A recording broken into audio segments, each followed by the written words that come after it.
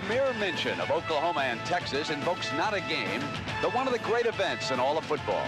Each year, both schools make the pilgrimage to Dallas, where the Cotton Bowl is transformed into an arena of color and spectacle. Regardless of the outcome, the matchup has produced historic moments, highlighted some of the best athletes to play the game, and carried on a tradition of unforgettable football.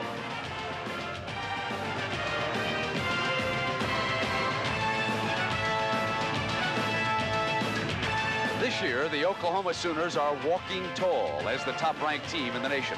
They've gotten there with a powerful offense and an overwhelming defense, outscoring their opponents by more than 200 points. They have made it look easy, and they are undisputed #1. But that position could vanish in... Today, Oklahoma battles Texas here on CBS Sports.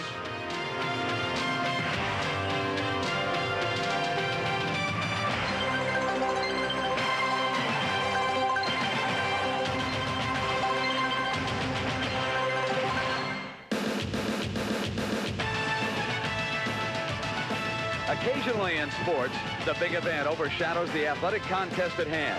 It happens at the Super Bowl, the Kentucky Derby, the Indianapolis 500, and since 1912, the city of Dallas and the Texas State Fair has provided the backdrop every second week in October for two of college football's finest teams. Today, for the 82nd time, it's the Oklahoma Sooners and the Texas Longhorns.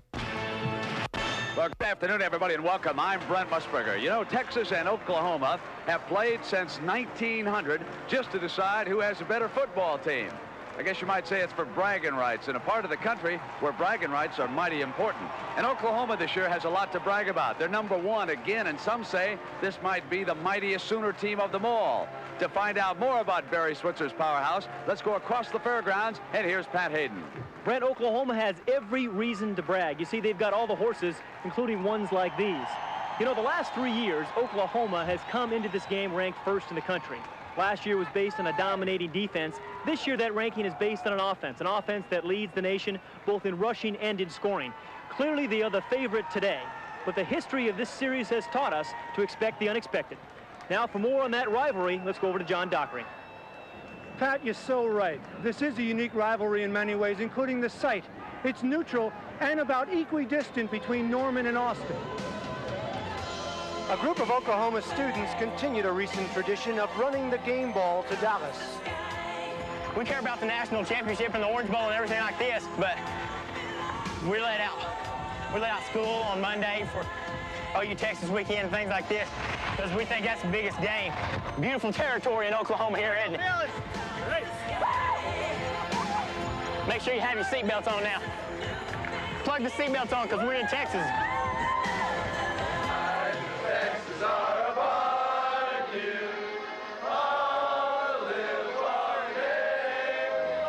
The scene in Austin was just as loose. Caravans organized, and at stops along the way, all thoughts were on today's game. This is just one last thing I'd like to do. It's my impression of Jamel Holloway this Saturday after kickoff.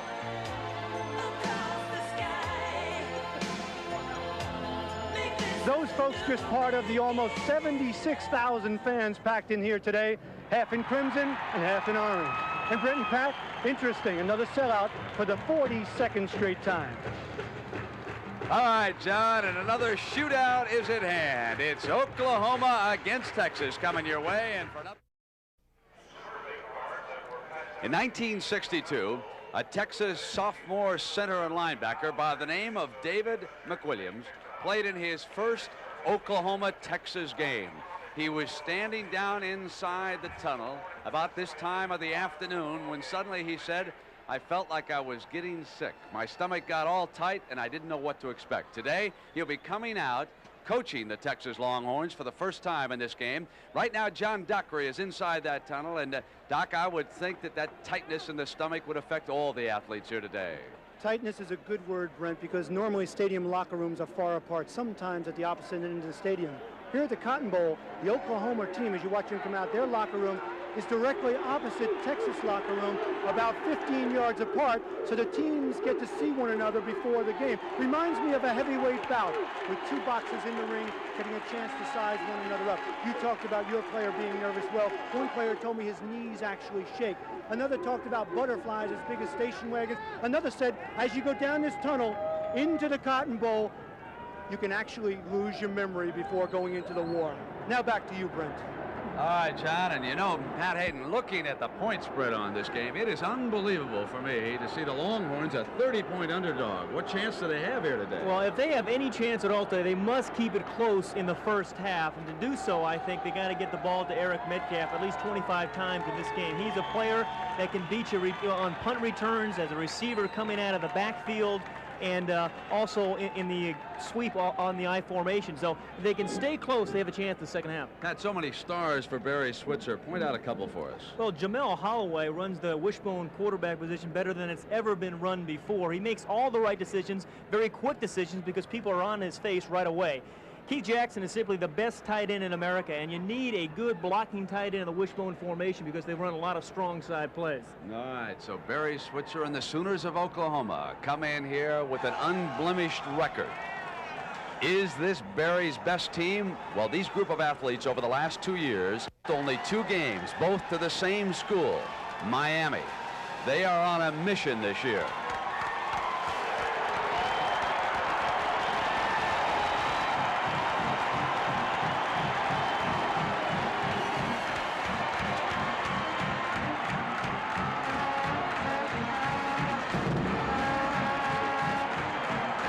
Barry Switzer has been at Oklahoma for 12 years, and we asked Barry, what does Texas OU mean? Basically, the people are the same. We're Southwestern folks, cowboys, rednecks, whatever you want to call us, people that listen to Willie Nelson, Waylon Jennings, and I like Patsy Cline myself. But we're basically the same kind of people that take pride in our state universities, our state, and it's kind of for the bragging rights that last really 365 days, and that's all. Now the Longhorns of Texas.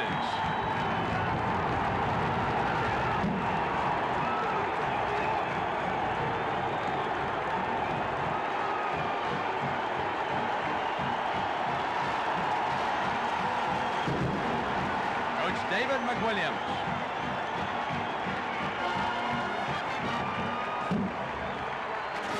So it'll be coming up, the shootout in Big D, Oklahoma and Texas. CBS Sports presents college football live from the Cotton Bowl in Dallas, Texas. It's the #1 ranked Oklahoma Sooners versus the Texas Longhorns. Today's CFA game is sponsored by the heartbeat of America, today's Chevrolet. Michelob Light. When the sun goes down, light up the night with Michelob Light. Mr. Goodwrench. No one knows your GM car better than Mr. Goodwrench. No one. And by Northwest. Look who gives you more of the world from more of the USA. Look to Northwest. It's a beautiful day for football here in Dallas, and only a slight breeze from left to right at 6 miles an hour. Now, some time ago when Barry Switzer was down recruiting, there was a young high school coach down at Abilene by the name of David McWilliams. He has a great deal of respect for Coach McWilliams, and they met for a short time prior to the start of this game, and now the athletes are ready. Texas will receive. They won the flip and elected to defer, and Oklahoma said, we'll take the wind and go on defense. Thompson's kickoff, not a good one. The short man with the fair catch there at the 31-yard line, and it'll be 1st and 10 for Texas. Wide receiver Kerry Cash bringing it down. Now the Texas offense, Brett Stafford, he will be the quarterback. A lot will depend on him today. 2 fine running backs, Norris the fullback in front of Metcalf. Texas expected to throw. Tony Jones, the small wide man, and Gabriel Johnson should be the main targets for Stafford, and also his backup quarterback should he come in, Shannon Kelly. Faking to Metcalf. They throw complete on 1st down for a 1st down to Jorick Battle, number 40. Ricky Dixon forced to make the tackle, and so Pat, the men up front now with the responsibility of giving him time to throw. Champagne is the center. Jetton and Saleh the guards. At tackle, Cunningham and Nielsen. Should they go to a tight end, Stephen Clark, but we expect a lot of 3 wide-out formations today. Clark has chucked in on this sequence.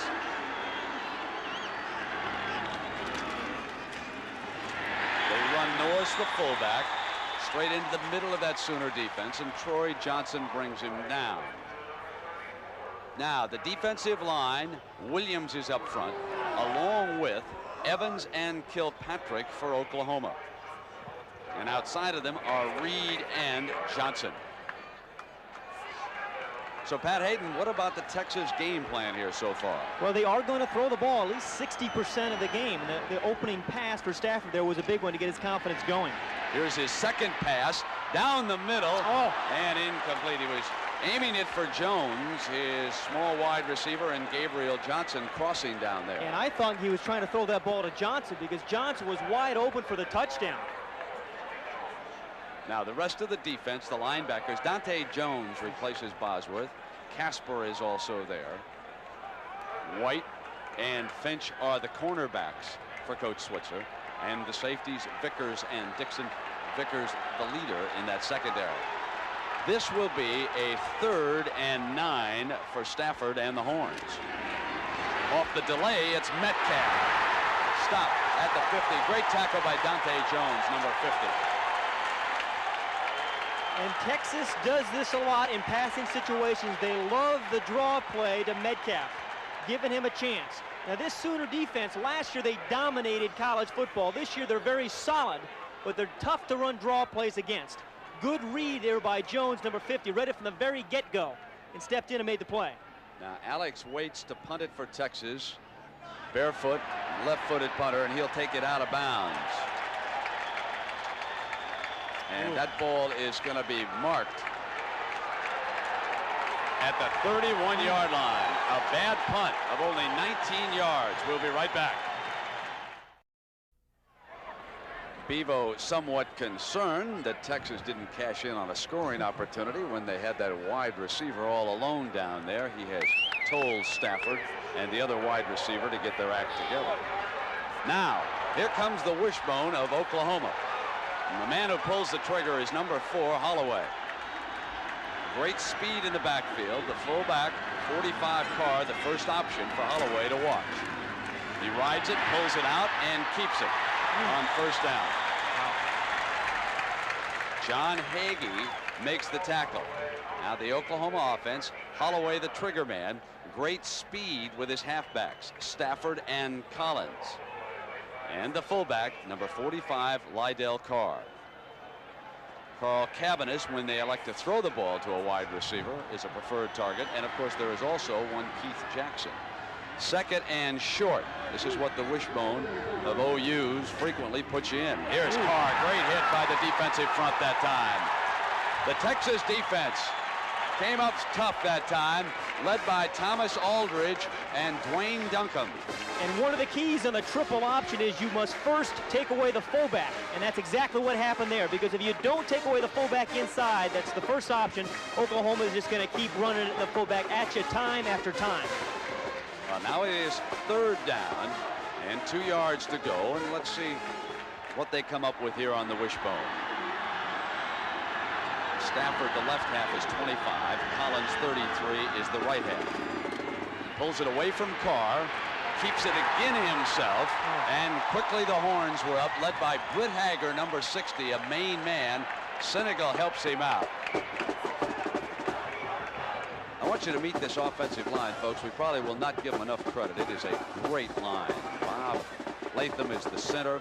Hudson, John Phillips has moved over to guard to replace his injured brother. They don't lose anything because Richard Marks is a fine tackle. And of course, Keith Jackson. We're looking at perhaps 3, 4 NFL stars. I'm not talking about draftees. The NFL teams are drooling over that offensive line. You know, Brett, you always talk so much about Holloway and their backs and their speed, but they get the opportunity to display those skills because the huge front right in front of the offensive line has done a sensational job the last 3 years. That's how much Holloway needs for the first down. And Barry Switzer elects not to give it up right here. He's going to go ahead and punt it. And very key for the Texas defense. They bulled their necks and held them on the first series. Key play for Texas. Now Thompson to punt. Metcalf, the deep man, is a splendid punt returner. His daddy, Terry Metcalf, one of the more dazzling runners in NFL history. Could get his first opportunity unless they elect to punt away from him all afternoon. Coach Switzer this morning expressing concern. Snap on the target to Thompson. Good high punt at the 16, and here comes Metcalf. Eludes the first tackler, but quickly gets hit by the second. That was Dixon, number 34, who came down. A 44-yard punt, and they stopped Metcalf right there in his tracks.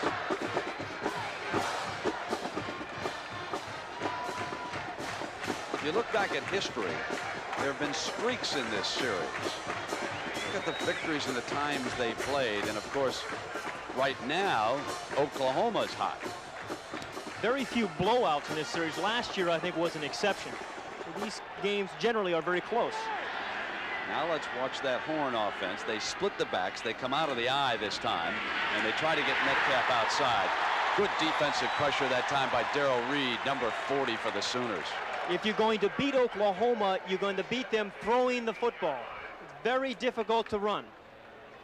Part of this defense right here is Dante Jones, and their outside players, this is Johnson and their other outside linebacker, are very good players. They play a base 34, and they like to force everything inside to the inside linebacker Jones. That's where Bosworth played a year ago. Kerry Cash comes in.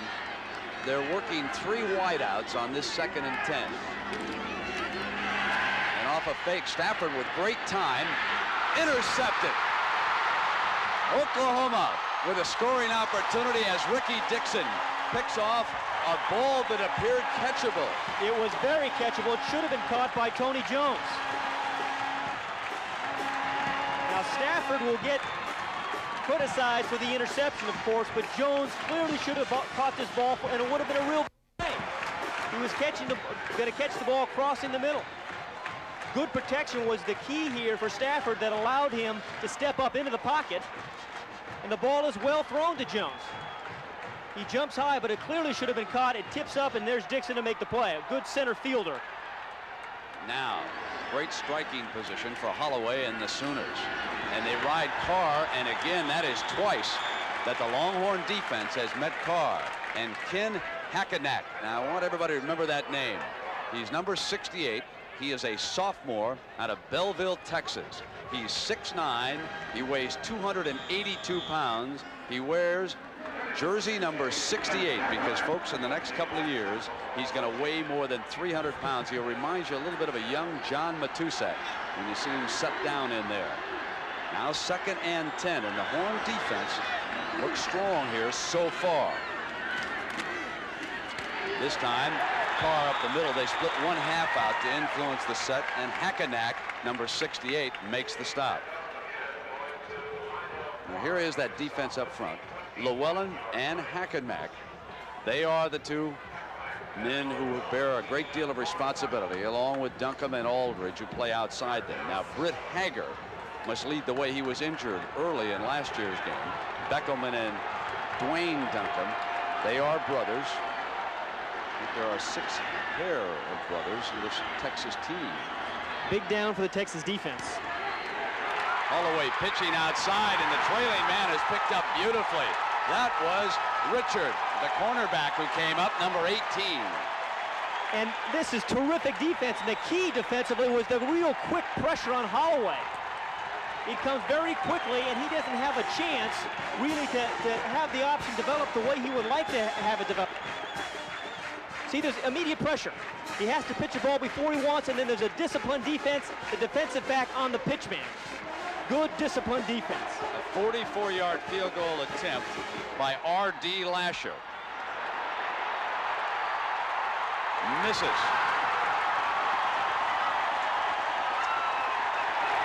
Oklahoma is favored by 30. Someone forgot to tell the Longhorns. We're going to be free at last.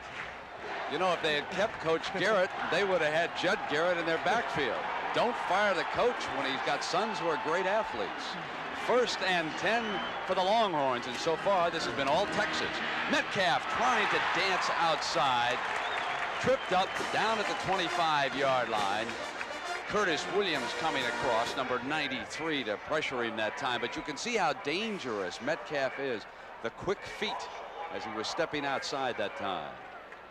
Well, I'll tell you, Pat, the Horns survived a turnover here. And they didn't do that last year in the blowout. You can see what's happened in their first 2 games where they lost 12 turnovers. And they've begun to run the ball a little bit more the last 2 weeks.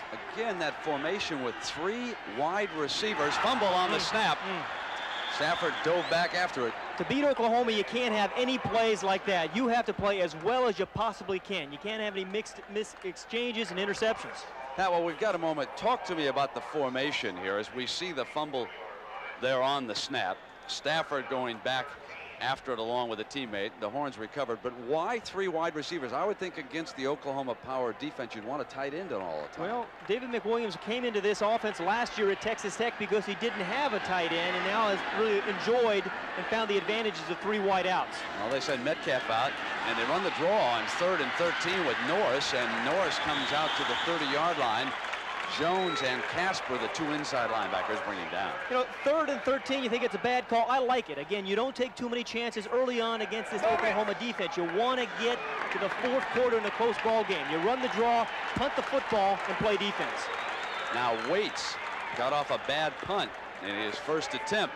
Let's see if Oklahoma tries to press him a little bit this time. Boy, that freshman quarterback, Charles Thompson, is back there as one of the Sooners' return men, I see. Shank again. Off the side. And it'll be spotted at the 36-yard line where it went out of bounds.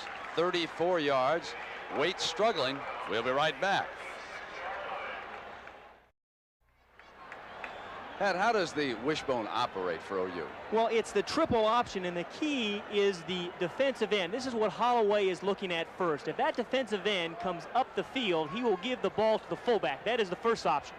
However, if the end comes down and takes the fullback right there, Holloway will then come down on the line of scrimmage and either keep it or pitch it to the trailing back. That's where you get the 3 different options. Now, Oklahoma coming into this game, their starting backfield was averaging 7.5 yards a rush. That's incredible. Texas has shut down on them here so far. Don't be surprised if they don't come up with a pass to tight end Keith Jackson at some point to try and loosen up this defense. Let's see how it operates here. Now they run right straight ahead with Collins. They changed the look that time. Hagee and Senegal forced to make the tackle. And a nice change of pace. We saw the fullback dive earlier. That's the halfback dive. He gets there much quicker than the fullback does. And they got 11 yards as a result. All year long, Nebraska and Oklahoma will keep one eye on each other. How good is that Oklahoma offensive line? Well, Coach Switzer, with a chuckle today, said, we like to think that our backup line at Oklahoma offensively is the 3rd best in the Big 8. He said, we'll give Nebraska number 2. And look who's here. Brian Bosworth over there on the Oklahoma sideline. Little strike time off, and so the Lord of the Earrings gracing us with his presence here today. Nice do, huh? Love that do. Here is the first down. Collins moving across midfield for the Sooners. What I love about Patrick Collins is the way he follows his blockers there. He just waited, and hugged the hip of the lineman in front of him and picked up, about 6 yards. So, yeah, a lot of fast running backs, which Patrick Collins is. He's got great speed. They outrun their blockers. He doesn't hear. You see, he waits. You see the guard in front of him pulling, and he just stays on his hip and then breaks a couple of tackles. That's nice running. Great block by Mark Hudson, number 79, the left guard. And penalty markers come down. Greg Johnson appeared to move in that offensive line. That's Oklahoma's 45th penalty of the season.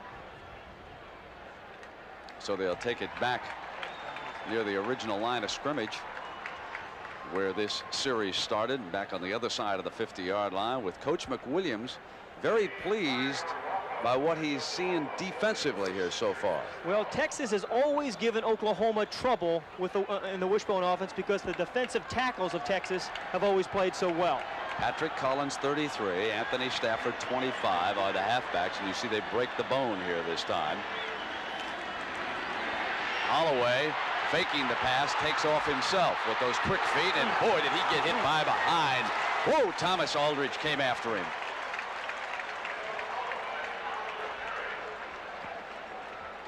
The defensive end is going to come right inside as you see him come up the field. Now, again, this formation is very much a draw formation for Oklahoma. When they break the bone like that, and he goes right past him. See Jamel Holloway. Runs right past the on-rushing defensive end. They split Jackson outside on the right, Cavanis on the left. He wants Jackson, lobs out of bounds, and I'll tell you, that might be interference. Well, it should have been, because the ball was in the air when the defensive back pushed him. And that ball should have been catchable. Now that was Hagee, who simply took him out of bounds with the push, and if I'm not mistaken, Hagee had a couple of personal fouls that were critical in the game a year ago. So Todd Thompson will punt. Well, this may turn out to be an interesting first half. They did not call it on the sideline. They marked where he went out, and there was no penalty flag thrown. So it was a good aggressive play in the eyes of the officials that time. Thompson with a beautiful punt. Metcalf will let it go, and it'll go on into the end zone. I mean, Thompson boomed one. 49 yards. It'll come out on the 20-yard line. All right, the scene in Dallas is simply this. 5:07 to go in the first quarter, and the Sooners and the Texas Longhorns are scoreless. Now, tomorrow, we'll be bringing you the replacement games again at 12:30 Eastern time. We'll tell you what is the latest. Will McDonough will be live in Washington. Then after the NFL today, these are the games, and we have a doubleheader tomorrow. Washington against the Giants, San Francisco and Atlanta. So our coverage starts at 12:30 Eastern. Stafford will throw it on first down. Complete. And that's Gabriel Johnson, number 31, and a 12-yard gain and another first down. I'll tell you what's impressing me, Pat, is the amount of time Stafford has to throw the ball. That is the key, and watch Brett Stafford as he's time. He really stepped up into the pocket and delivered the ball on time. This year, so far, that's been his problem. He hasn't been stepping up into the protection. Stephen Clark will be slotted on the left. Again, 3 wide receivers, so the offensive line doing it mano-mano for Stafford. Stafford runs the option, slipped inside neatly, and got another first down. Stafford does his Jamel Holloway impersonation pretty nicely. Nice play call by the Texas offensive coordinator that time. Good blocking by the left side of the Texas offensive line, too, today. Watch as he comes down. He's going to option off Troy Johnson. Doesn't pitch the ball in a little move. He faked the pitch upfield, and then he goes north and south. It's a nice little run and move by Stafford. Pat, we have an Oklahoma player down. I think it is Derek White, a right cornerback, who is shaken up on the play. He's down. So while we have a little stoppage in the play here, let's go downstairs to John Dockery. Doc?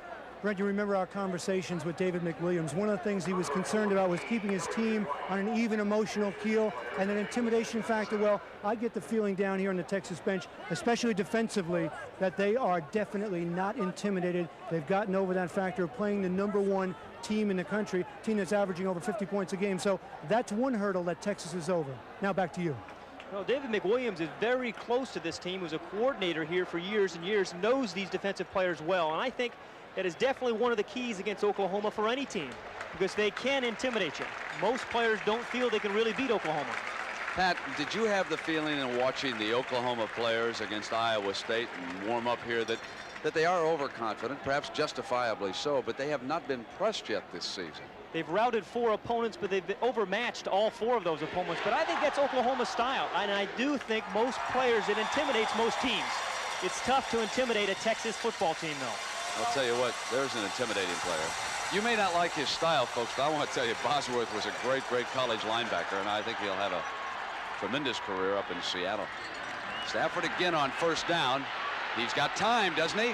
And on the move, he'll throw incomplete. Couldn't hook up with Johnson that time, who was coming out of bounds on the far side. And Kerry Cash was also working there, number 19.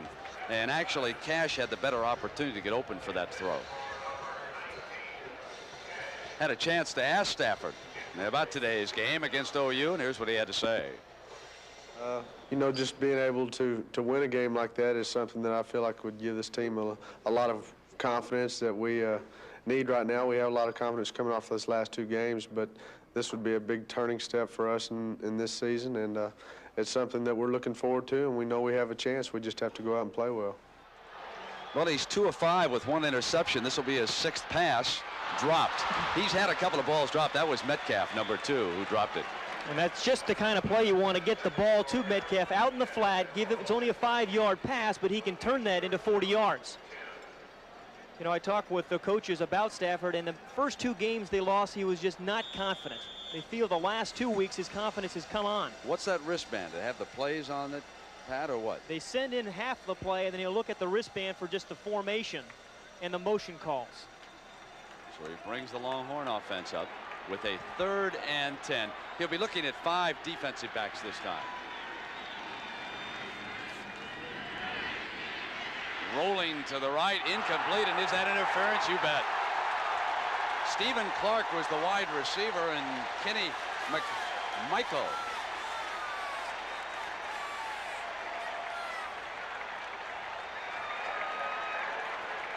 He simply tackled him over there on the side. There was no question about whether or not it was interference. Yeah, but the frustrating thing is the route wasn't run even deep enough to pick up the first down. So McMichael actually could have let him caught this ball, and he still wouldn't have had the first down. But yeah, clearly McMichael runs right through him when the ball is in the air. It's a good call there by the official. Hey, it drives you nuts as a quarterback, though, when the receiver doesn't pick up enough yardage to pick up the first down. Detroit bounces back at home here in game 3 after losing the first 2 in Minnesota. The Twins, a different team on the road. Now a 1st and 10. They're down to the Oklahoma 49-yard line. There might be some uneasy folks over there on that OU sideline right now. This wasn't supposed to be happening. Norris right straight ahead, and that offensive line of the Horns drove him back before Dante Jones made the stop. You know, in college football, you only have 25 seconds to call plays. There's a lot of things you're going to call. This is a typical Texas play. Jacks right, 28, Riplew go on 2. The Jacks right is the formation. Okay, the tight end's going to go to the right. The 28 is the play action pass. The rip is the protection. The Lou is the receiver. He is the hot receiver. The go is the pattern. And, of course, on 2 is the snap count. It's tough to do in 25 seconds. Gets that one off. Here's Metcalf on the option. Hit hard as he turned the corner by Lonnie Finch, the left corner. Evo likes what's happening, though. He says my Horns are playing pretty well here this afternoon. And I think I've really liked the way they've called plays. We've seen a couple of option plays. We've seen some draw plays. We've seen some drop back passes and some rollouts. What would you do here on 3rd and about 7 to go for a first down? Got to get the ball to Metcalf, in my estimation. Stephen Clark, Jones, and Johnson are the wideouts. Straight back. Plenty of time. Intercepted again. The 2nd interception is Vickers. Caught the deflected ball. This is the problem when you have a receiver who's a little short. Metcalf is only 5'9". There's the rush in Stafford's face. It's tough to get the ball over the line with some touch to a short receiver. The ball was high and then tipped. That's how that thing developed.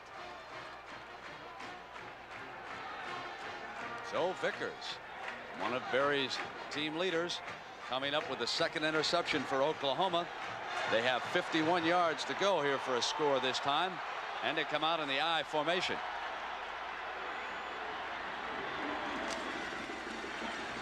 They were going to bring him around. Fumble. Texas ball. Britt Hager, the middle linebacker, pounces on it, and the Horns get it right back. And folks, we may have something brewing in Big D. Like we said, the longer that Texas can stay in this football game, the greater their chances are of winning. They've survived 2 interceptions here. Here is earlier on the interception to Metcalf. He is lined up at tailback. This was the earlier interception. Now there's some pressure up in the front. Now Metcalf tries to drop this ball over some tall linemen. The ball is high and tipped, and then there's this interception by Vickers. Texas with the ball at the Oklahoma 43-yard line and a first down off the draw fake. Stafford incomplete down the middle. He simply threw it up over everybody. Tony Jones, I guess, was working that pattern, but that ball really wasn't even close to him. And here's the fumble. This reverse was actually very well set up. Stafford had a big opening on the right side, but there was a bad exchange on the pitch. It was a little different pitch for Stafford. Usually they're running with the quarterback. That time he was going against the quarterback's grain.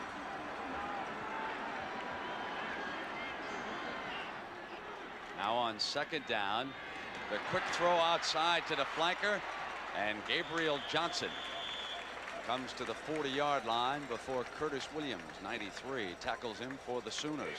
I'll tell you one thing about this Texas game plan.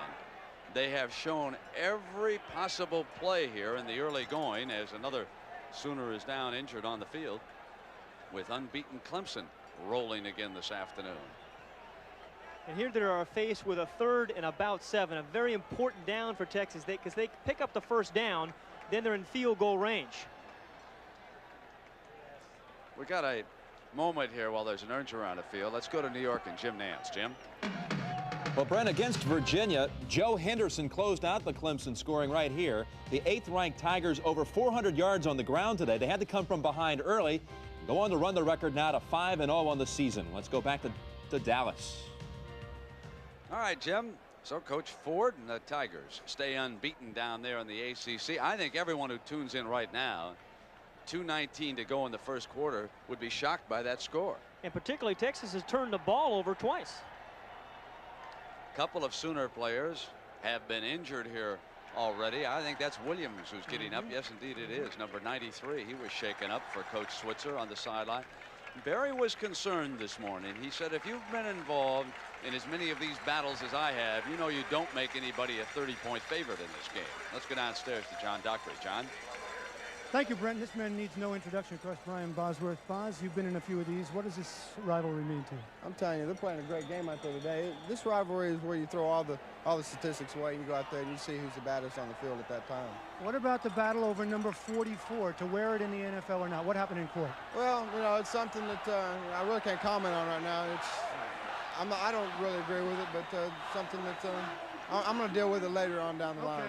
Let's go back to you, Brent. All right, on 3rd down, Stafford throws complete to Metcalf. Metcalf short of the first down.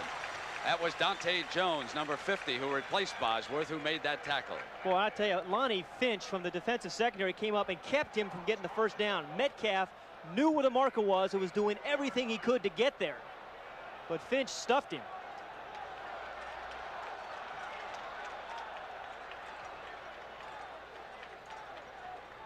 Wayne Clements comes in for the Longhorns here on 4th down and almost 2. It is over a yard.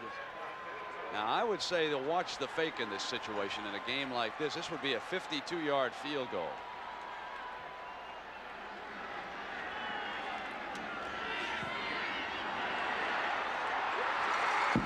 It's good. Woo. There is a penalty marker down.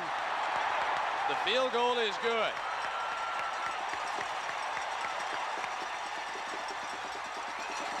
That's his career long, but there is a penalty marker down on the field.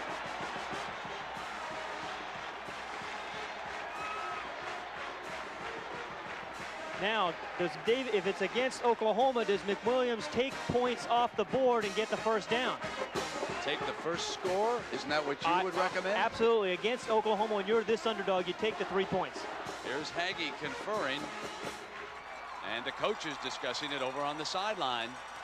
Now Hagee looking over. He said, do you want the first down? Exactly, Pat. Yep. McWilliams is signaling decline the penalty. It's a good decision. I'll tell you, there is a rule that a lot of coaches follow. never take points off the board. It's automatic. And even though it's only a field goal and they would have had a first down at the 30-yard line, it is still Texas 3, Oklahoma nothing. And how do you like this? You know, Brent, I think those are the toughest decisions for a young coach to make. You know, you're assistant all your life, and all of a sudden you're cast into a head coaching job. This is only his second year. Those are the kind of decisions now that fall on you. Now, Coach Switzer cannot be happy about what's happening emotionally at the line of scrimmage. There is no question that his Sooners have been out hit here so far. And he must regain the initiative. Make no mistake about it, folks. He's loaded with talent. He's got great athletes. Now they assess the yardage on the kickoff here, Brent. Now it comes out to the 50, and you wonder, do you try the onside kick? Boy, wouldn't that be some play right now for Texas? It is obvious that they're going to try everything here this afternoon. And then when your field goal kicker comes up with a career best against Oklahoma, you've really got him into the game now.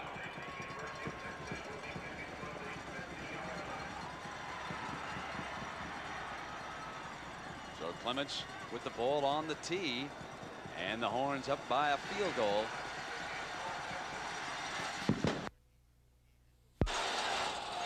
Fielded at the 22 and down quickly right there. And now, boy, I'll tell you what, the Texas defensive players will come a knocking now. Well, the intimidation factor is gone now. Texas believes it's in for the long haul. 4 quarters of football. We got a football game, and I want to tell you, I'm surprised. Let's watch this defensive team now and see how they hit. We got Llewellyn and Hackensack up front.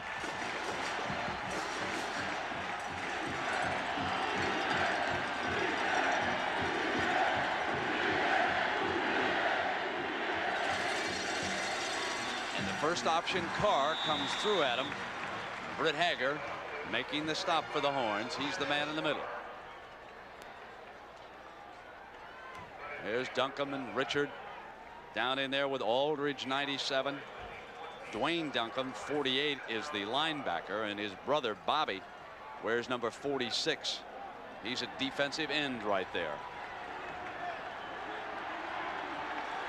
Now they face the second down. And they pound Carr right straight ahead, and that Sooner offensive line coming off the marks that time. John Hagee making the tackle, but Hudson, Latham, Phillips, and Johnson going back after him. You know, there are 3 separate games going on here today, game within a game. Now, one of them is right in here. It's the middle linebacker for Texas and the 2 defensive tackles, which must stop the fullback. They really aren't involved in any of the option plays outside. Their job is to stuff the fullback. Their Carr does a much better job. So with a first down, it is Collins breaking to the 46-yard line. Duncombe forced to make the tackle. That's a 12-yard run. And that offensive line now begins to come off the marks. But the key here is Texas punted the ball or kicked the ball and making them go 78 yards. That's what they have to do. Oklahoma is going to gain some yards on the ground, but make them go 70 and 80 yards to have a chance. Well, the Twins are rallying there as we come to the end of the first quarter. Texas leading Oklahoma. College football on CBS will return after this message and a word from your local station.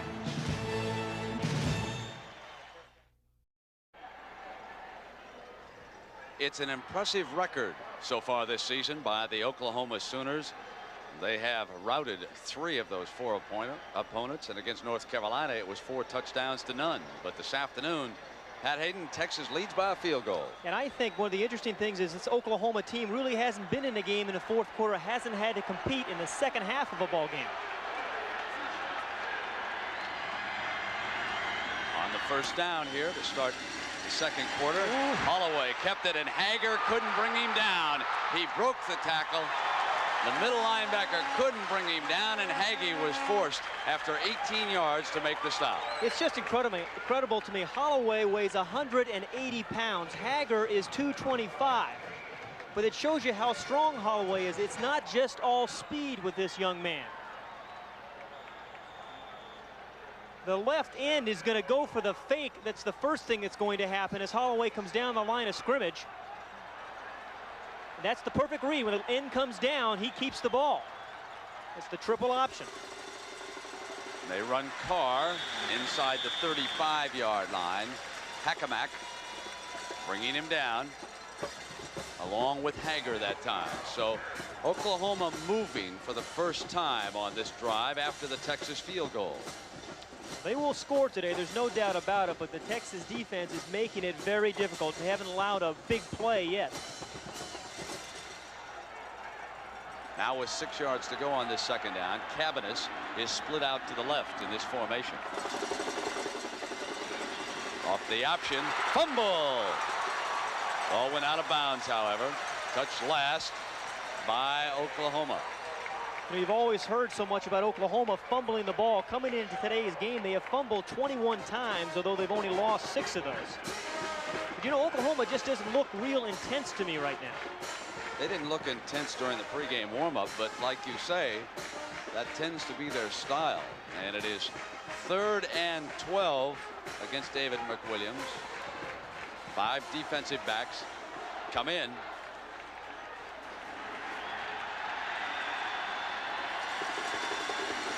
Holloway under pressure. Hagee was blitzing. Great catch by Jackson, out of bounds inside the 10. Oh, the All-American tight end, Keith Jackson. Now there, folks, is a horse and a half.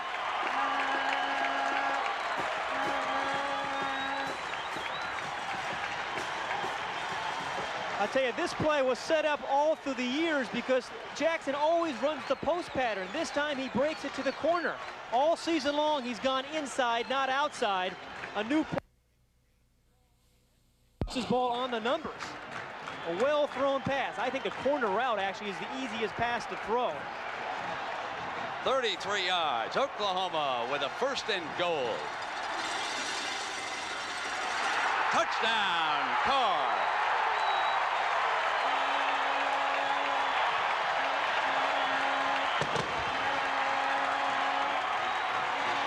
Over the last 3 years, every time Oklahoma's offense has gone stagnant, somehow Keith Jackson's always come up with a big play. Remember the Nebraska game a year ago.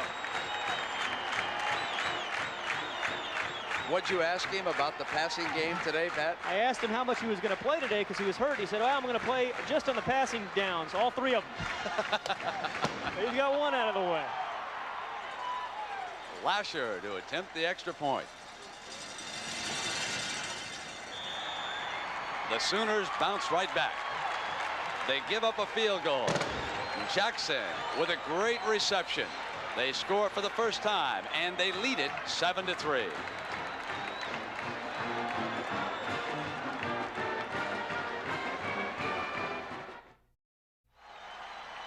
Pat, we talked about the catch, but this is a very well-thrown ball by Holloway. Well, I think the corner route really is the easiest throw for any quarterback to make, but Holloway does a nice job of letting Jackson run underneath this ball. He led him just enough. Over his shoulder, well adjusted there by Jackson, but a good throw. You know, Oklahoma has thrown 18 passes coming into today's game. 6 have been for touchdowns. And then right back with the fullback up the gut. Keep you on your heels. 8 plays, 78 yards. Carr scoring the touchdown, and Oklahoma leads it 7-3. Metcalf and Jones are back deep, but they will not get an opportunity. Kickoff is short, fielded at the 22-yard line and returned out to the 32. So Texas will put the ball in play there against the Oklahoma defense. Yeah, the key here now for this Texas offense, this is a very important drive for them. Pick up a couple of first downs. Don't let Oklahoma get the ball back right now when they have the momentum. Now Stafford has had plenty of time to throw the ball here so far this afternoon. They've been unable to get the corner with Metcalf on the sweep. So they'll run Metcalf on the draw. He gets outside himself before he rolls out of bounds with Lonnie Finch going after him. So yes, that is a familiar name, and Terry Metcalf, the one-time NFL star, is his father. Eric Metcalf, number 2. He's a junior from Arlington, Virginia. Well, he and his dad run alike too, don't they? His father was a great player, much like that, very tough on the corner of the defense. 3 wide receivers, that slot formation. You can see the slot man stepping in motion. And a quick throw to Metcalf as he works out of bounds on the near side and downstairs. And here's Dockery. John? Brent, Oklahoma, no panic whatsoever along the sideline. As a matter of fact, it's business as usual. And they're so cool that after that last touchdown, Holloway came over to Jackson and said, you run them, you call them, and I'll hit you again. These guys are confident. They're cool. They know how good they are. Now back to you. Yeah, confidence is not a problem with this Oklahoma football team. 4 yards to go for the first down here for the Longhorns. Timeout is called by Stafford. He'll come over to the sideline now. And we'll take a break with 13:47 to go in the first half. It is 7-3 OU. 75,000 jam the Cotton Bowl here this afternoon for the annual shootout between Texas and Oklahoma.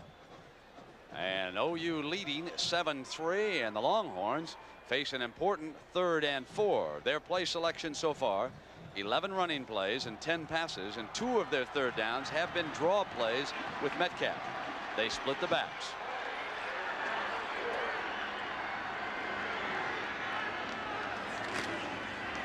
Stafford on the option is stopped.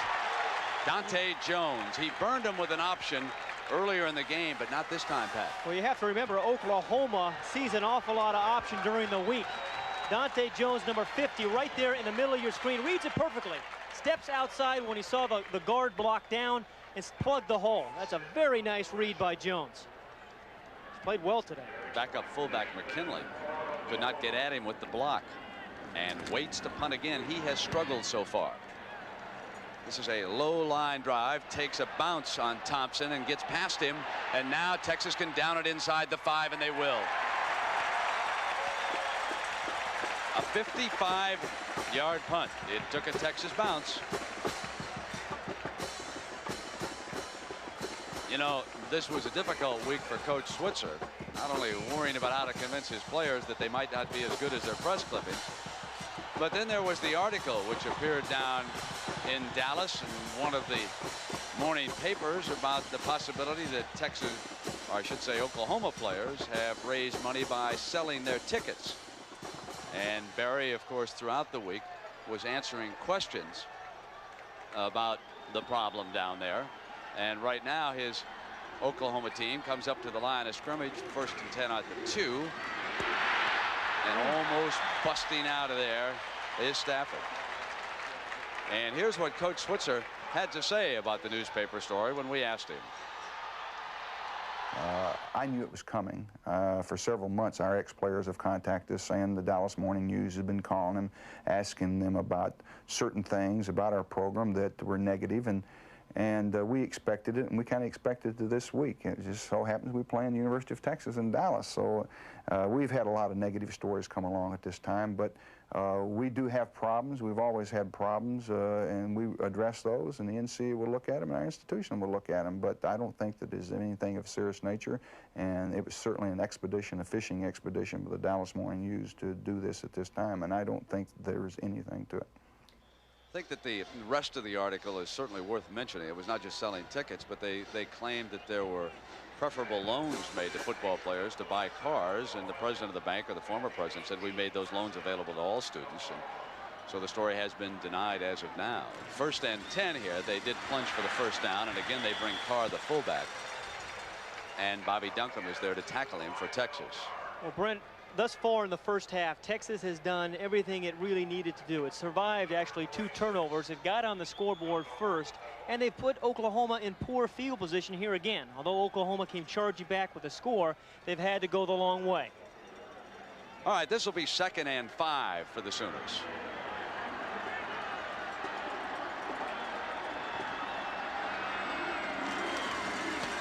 Holloway keeps it and got the 1st down.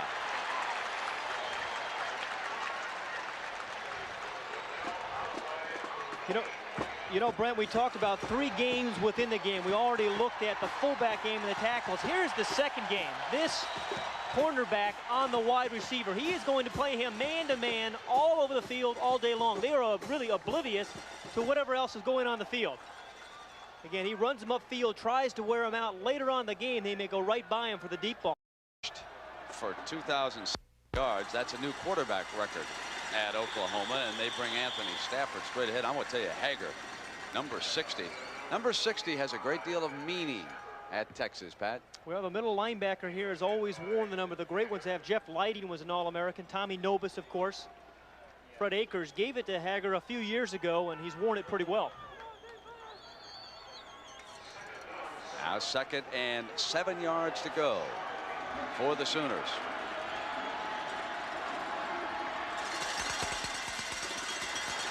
On the pitch, Collins breaks free inside the 35-yard line before Senegal runs him down. What a great block that Stafford threw that time to key that 34-yard run. The big plays in college football come on the perimeter of the defense. The wishbone offense gets more plays to the perimeter than any other. And here's one. They're outnumbered. It's 2 against 1, and you can't do that against Oklahoma. A terrific block by the wide receiver, too, made this go just a bit further. Cabinets, number 83, right there, putting the block on the DB. So it's 1st down. Holloway keeps it, and Hager brings him down inside the 35-yard line. So it'll be 2nd and long. The Sooners starting to exert themselves here, Mr. Hayden. You know, Brendan, as you watch this wishbone operate, I think if the Los Angeles Lakers played football, they'd run the wishbone, because this is really a kind of a fast break football game plan. They get the ball in the perimeter and they're gone. Damon Stell checks in at right half, and Collins comes out.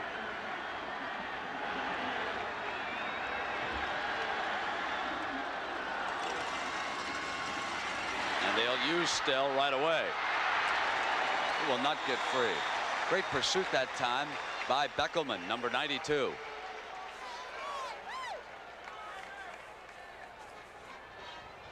So it'll be 3rd and long. Cabinets bringing the play in. Stell is out against McWilliams' defense.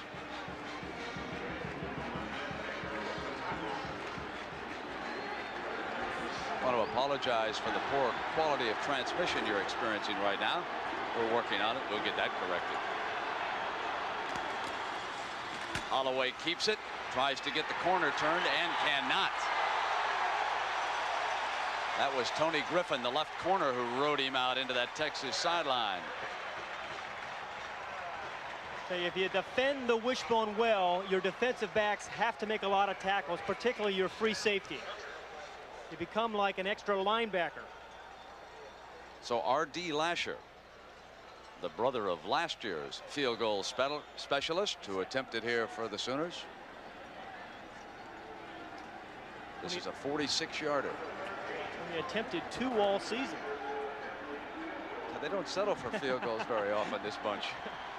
They get the 6s. And he has kicked a few extra points, though. Good. So Lasher builds the Oklahoma lead to 10-3.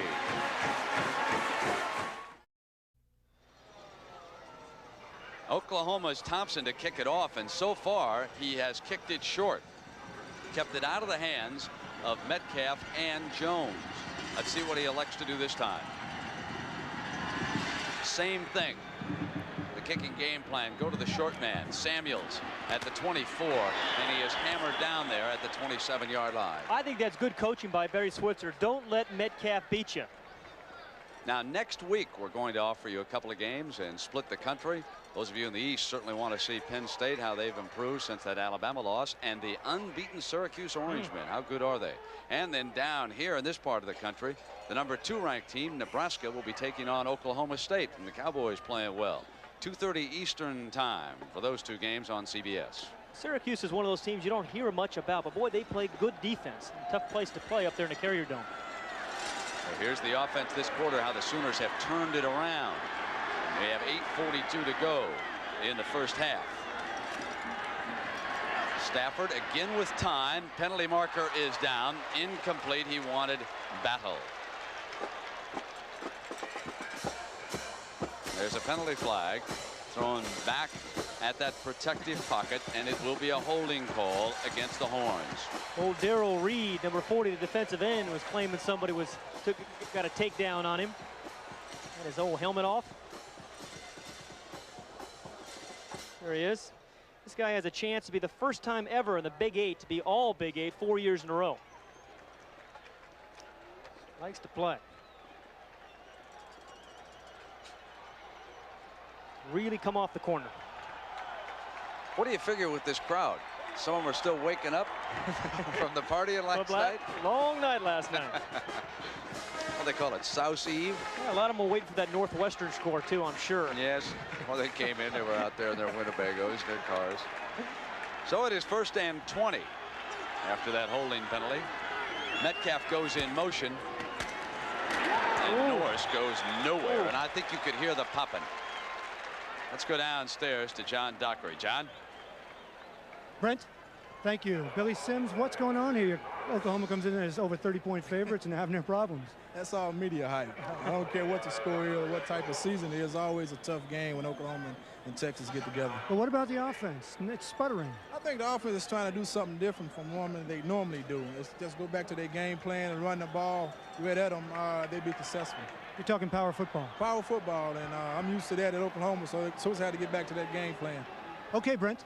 All right, thank you, John. Oh, Stafford did not fool Darrell Reed.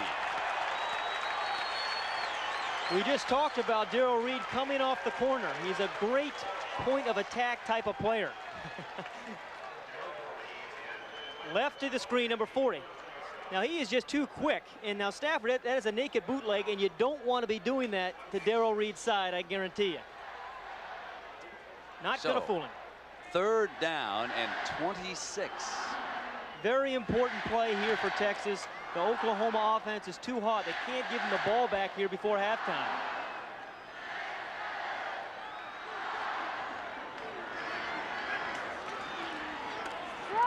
Metcalf.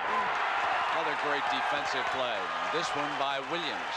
Out of Pine Bluff, Arkansas, number 93.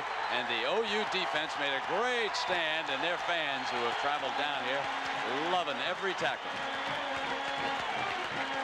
Metcalf has carried the ball 6 times against this defense for no yards. And Waits backed up in his end zone this time.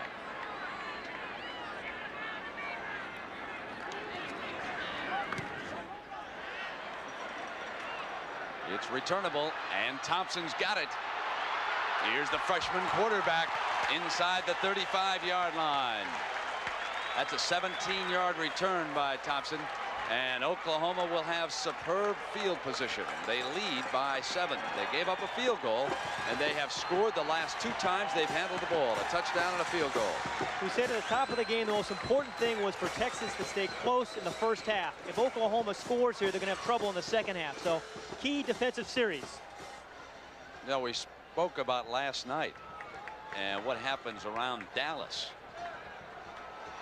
One of the great party scenes, and earlier there was the tug of honor.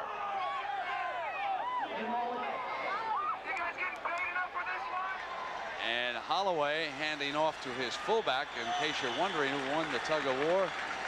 Texas beat OU. The Oklahoma people claimed it was rigged, though, because the Oklahoma people had to wear orange life jackets.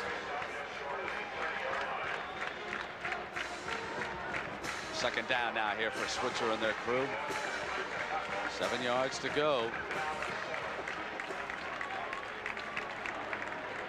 Well, the Texas defense has played well, but they can't be out on the field backed up against their own goal line all game long.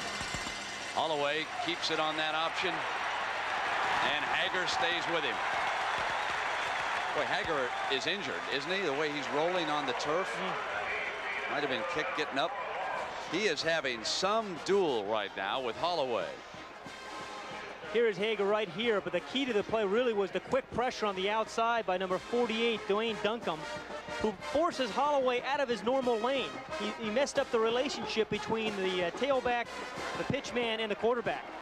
But good play by Hager. So 3rd and 10. Holloway, he'll keep it. Breaks free to the 20. Boy, he picked up some terrific blocks by the inside of his line, and Holloway read the blocks beautifully. Second time this game on 3rd and long, they've gone with a quarterback draw. This is a huddle call, but he screened off a couple of players by the offensive lineman there, then he turned it up for the 1st down. Well read. Bob Latham, the center, banged into Hager, the middle linebacker that time, and took him out of the play, and now Carr pounds into the middle of that Texas defense.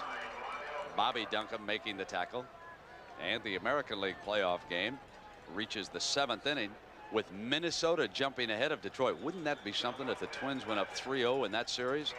Detroit's bullpen, a real problem for Sparky Anderson, and for Barry Switzer, the Texas defense has been a problem here.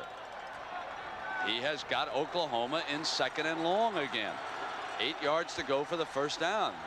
Nothing has come easy for OU this afternoon. It's been like that. And that's a big play by the defense. Now it puts Oklahoma now in a 3rd and about 8. They want to hold them to at least a field goal here with 4 minutes left. Set up their first touchdown. Without that play, this well might be a tie game or 6-3 right now. Oklahoma, if you give them a field goal on 4th down. Let's see what happens on this 3rd down. Here is the pitch now. Stafford trying to get the corner. He might have been short of that 1st down. We'll see where they spot it. Senegal chasing. It will depend entirely on the spot. But Brett, that was a perfect example of the wishbone. It was 2-on-1 on the corner of the defense. He had a blocker and the ball carrier on one defensive back.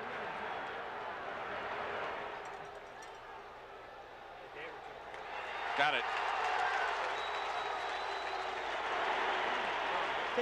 Oklahoma's halfbacks are sensational blockers. You can see here, watching the corner of the defense, there's 2-on-1 right now. See, Patrick Collins, number 33, blocks the defensive back pretty well. Now that allows Stafford to get to the outside, pick up the 1st down. Now, I think that's a kind of a bad mark. I think that's why the crowd was booing in the background. They thought his feet went out of bounds, but the ball was spotted where he dove. But anyway, it's 1st down here for Oklahoma, and they come with Carr. He breaks one tackle, but then could not get free as Duncombe, Dwayne Duncombe, and Senegal come up on the hit for McWilliams.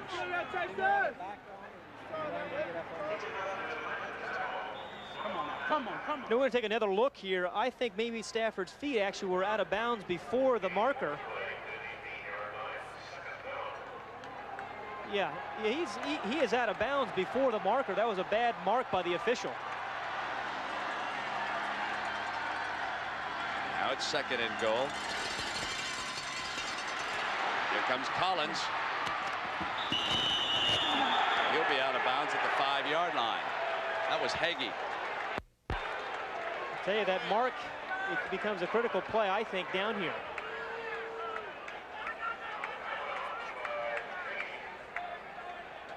Well, they're going to be left with a 3rd and goal. Strong performance by the Texas defense. One big play, a pass to the tight end, and then a questionable mark keeps them back on their heels. And the offense for the Longhorns has been unable to keep any pressure off the defense. As a result, Oklahoma leads at 10-3, and they're driving for still another score.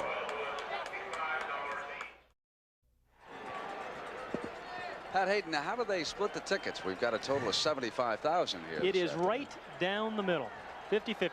So somebody's happy every play, I guess, huh? Barry Switzer wants to move the game up to Norman every other year. He's said to be worth $6 or $7 million to the merchants up there. It's 10-3. The Sooners leading the Longhorns. 2:41 to go in a half. And here comes a 3rd and 5 for Holloway and friends. He'll throw. Touchdown, Jackson. And a penalty marker down at the line of scrimmage. And I think that's offensive interference. I think Jackson pushed off. There is a flag on both sides of the line of scrimmage. And the folks wearing burnt orange appear to be happier than the ones in red, so I'm assuming you're right. Yeah, it looks like Keith Jackson actually pushed off. They were trying to use his height advantage. He's 6'3" and can leap. The ball really didn't have enough air on it.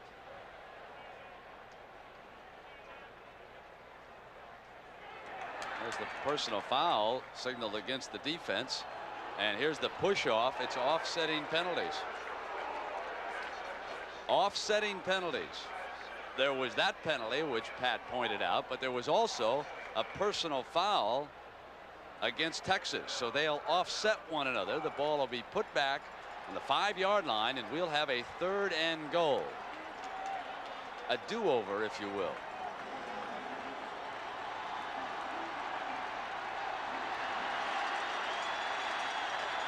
Now they put Jackson on the left side for Coach Switzer. He's looking for him again, and he is hammered as he releases the ball. That was Richard who got in on him, the right cornerback. Big play by the Texas defense, forcing the field goal attempt. Boy, he really got in Holloway's helmet, didn't he? A lot of inside quick pressure on Holloway. He hangs in the pocket pretty well, though. He felt it, but he hung in there pretty well, but just gets splattered. So Oklahoma to attempt another field goal or a fake. Lasher. It would be 22 yards. Hammers it up there. Another 3. Well, it's 13-3. Sooners over the Longhorns. 2:28 to go in the first half.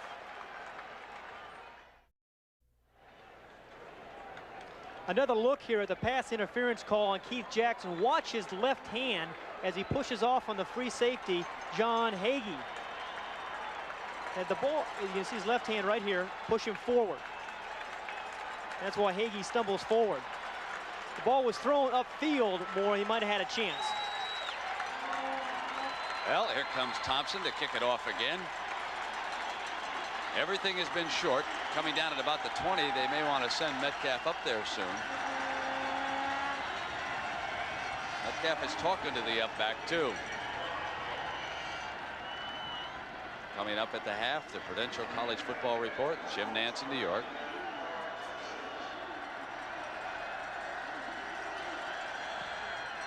Here's that short kickoff. Metcalf comes up behind him, tries to field it, and it goes out of bounds, so it'll be a 5-yard penalty against Oklahoma. Well, you called it. That's exactly what they were trying to do, is have Metcalf come up. It was dangerous, though, because he has a long way to go from way back.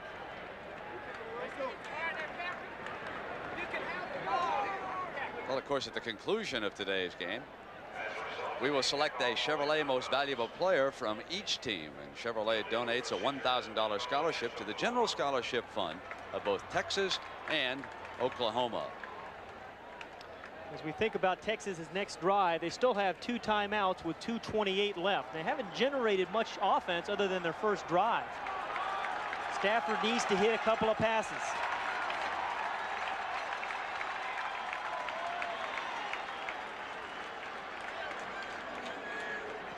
I'll tell you what they're doing this time.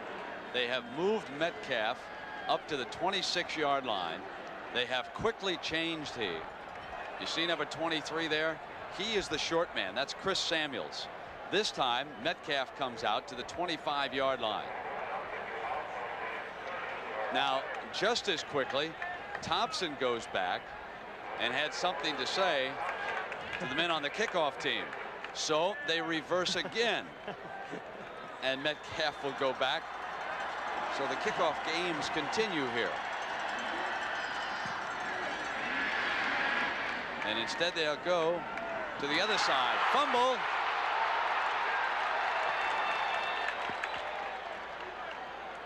Robert Sullivan, number 47, fumbled the ball on that side. And Texas will come up with it at about the 27-yard line. I'll tell you, that is one of the subtle things about football. Barry Switzer has made the decision he's not going to let Metcalf beat him, so he's going to kick to the ball, the short man. Goes right through his hands.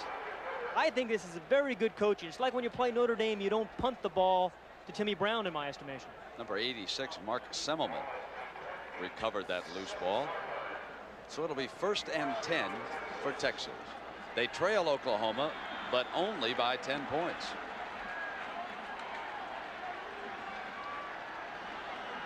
Now they slot Metcalf. Stafford looked at him, but he was covered, and he comes back the other way to Norris. He is tackled there at the 25-yard line. Dante Jones, number 50, coming over on the tackle. Look at what's happened, how this game has turned around this quarter. The Sooner talent exerting itself as we thought it would. Stafford rolling to the left. Metcalf gives him some protection, and he drills the pass to Jones that time. It'll be marked there at the line. It'll be short of the first down. Clock down inside of 2 minutes here in the first half. The hurry-up offense keeps Oklahoma's nickel defense off the field.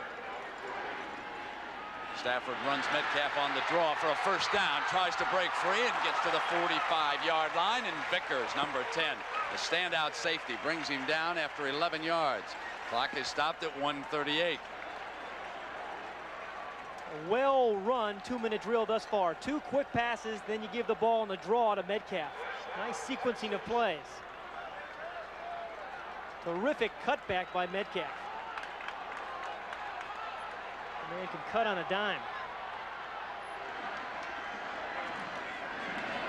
Stafford swings it out to Norris. Norris to midfield. Texas with 2 timeouts left and the clock running down to 1:10. They'll work this play at the line of scrimmage. Stafford quickly gets the snap count out. Here comes Metcalf again. Another first down. Breaks inside the 40. They'll stop the clock while they move the chains. A 12-yard run. And again, one of the keys here is Oklahoma has been unable to get their nickel defense in. Even a field goal would look mighty good for the Longhorns before intermission. Timeout is called by Oklahoma. The defense will go over and confer. So while we've got a break, let's take a look at these 2 fine schools, Oklahoma and Texas.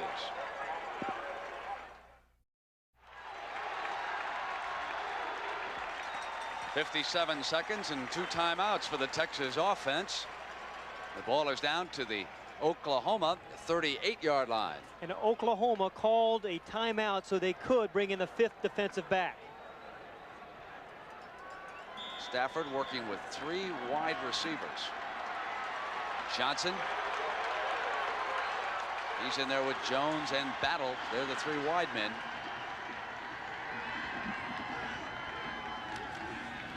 Stafford runs the option, and Norris, the fullback, gets close to the 30-yard line.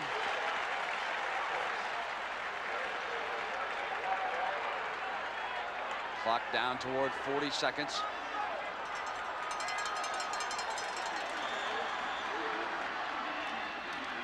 Rolling to the right.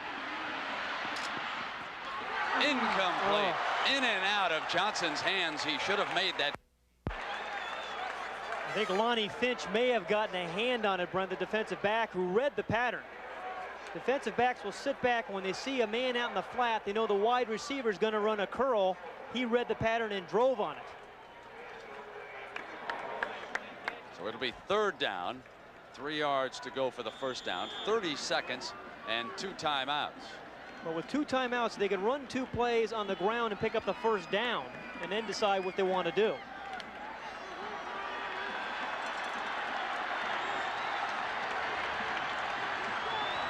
That's Metcalf.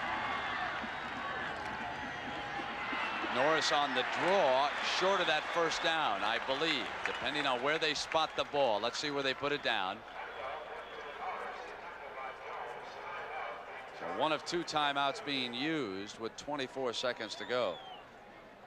So many great players have come through this rivalry, such as Steve Owens. Do you remember him? And what happened to Steve? He scored more points in 1 year, 138, than any other Oklahoma player. Went on to win the Heisman Trophy, played for Detroit, and he was the first player on the Lions to rush for more than 1,000 yards plus in a single season. Well, he now lives in Norman, Oklahoma, and he certainly remembers playing in Dallas during the State Fair. Here's what Steve had to say from his office there. The whole environment of the State Fair, there's so many people there, there's so many things going on, just the excitement of the crowd.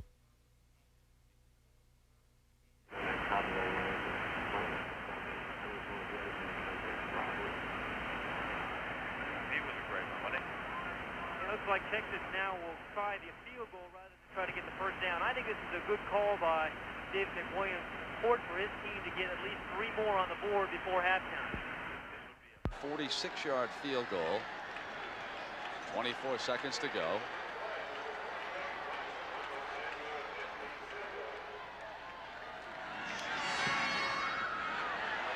Got a strong leg, doesn't he? That's 2 for him. Texas still in it on the scoreboard. Well, they've field goals for Wayne Clements, and it is 13-6. And they've made it close here in the first half. If you ask David McWilliams what you wanted, this is the kind of score he wanted at halftime, but almost blocked. Oklahoma can put tremendous pressure on the kicker.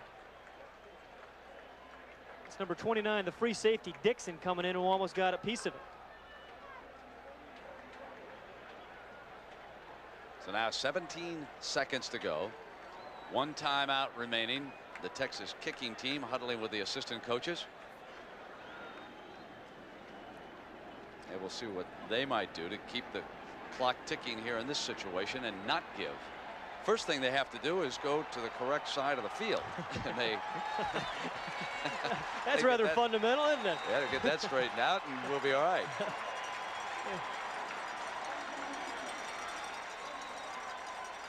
That's what they've accomplished, but I want to tell you, keep one thing in mind. They didn't score touchdowns. They were forced to kick field goals, and they got down to the 5-yard line once, and that Texas defense held. I think I'm more impressed with the Texas defense than I expected to be so far in this game. They have played their hearts out here, haven't they, Pat? Well, the tackles, the inside people have played very, very well. But they're matched against number 1, and Oklahoma will prove it. I mean, they are loaded. They'll kick it on the ground.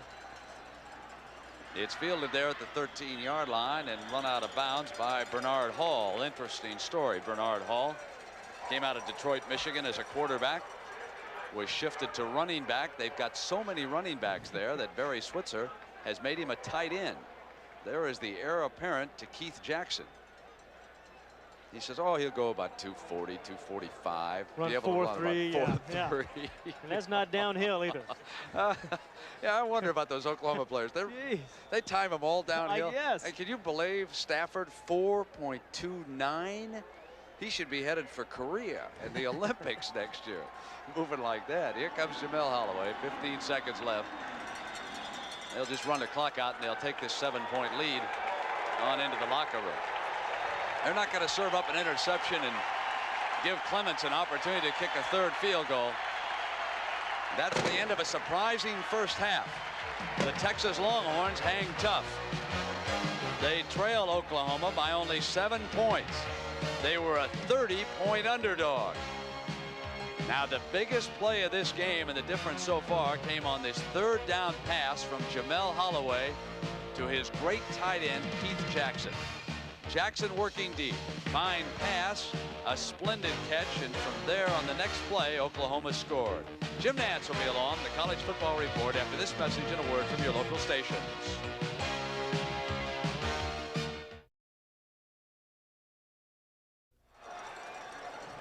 It's a beautiful day here in Dallas. The second half about ready to start, and John Dockery was able to talk to the coach, David McWilliams of Texas, and here's what he had to say. Coach, I just asked you about the first half. How would you describe it? Well, I thought we lost our intensity a little bit in the second quarter. They made 2 good drives on us, you know, but I tell you, we got it back there right before the second half. We came down and got that field goal, and I think that we're going to come out with a little more enthusiasm because of that the second half. But, you know, they did a good job of moving the ball inside on us. I worry about, you know, them being so much bigger and experienced. But I feel good right now going into the second half. Thank you, Coach. He'll get the ball to start the second half. Thompson with the ball on the tee for Oklahoma. They replaced the linebacker as the short man, and Norris, the Texas fullback, standing at the 20-yard line. They go to Chris Samuels. He's a backup tailback, trying to come to the far side and get an alley. And Texas will have the ball near the 33-yard line, 1st and 10. Let's go downstairs and find out from John. What did Barry Switzer have to say coming out, Doc? Well, Brent, I talked to Barry, and basically what he said, he was disappointed that his team wasn't able to take advantage of those 2 turnovers. But basically he said, we have a solid scheme, we're going to keep after them, and in the long run, we will prevail. Now back to you, Brent. All right, John, thank you. And Pat, you know, the offensive coordinator of Texas was able to keep the defense off balance pretty much in the opening quarter. Then in the second quarter, I think you've got to credit the offensive assistants for Oklahoma with changing up. So let's see how this unfolds now. Stafford, the Texas quarterback, high formation. He'll throw again on 1st down. Complete. He hits Battle.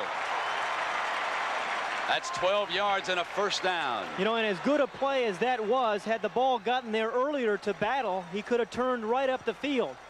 Great protection again by the Texas offensive line. See, he's open early in the middle. He throws the ball late to him and leaves him so far outside. The momentum keeps him, runs him outside. Stafford takes a big blow. I think it was Darrell Reed on the outside, too, after he threw the ball. The ball is at the 44 for this 1st down. 3 wide receivers have gone all the way. This is Metcalf jitterbugging to the 46-yard line.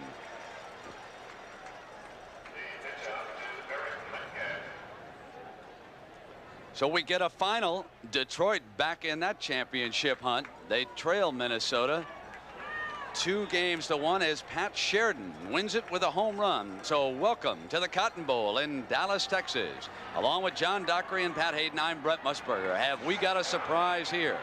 Yes, Oklahoma leads, but only by 7 points. The 3rd quarter just got underway. Off the play fake, Stafford has had time. Down the middle, intercepted. The 3rd interception, 2 by Vickers. Vickers loose at midfield, looking for an alley.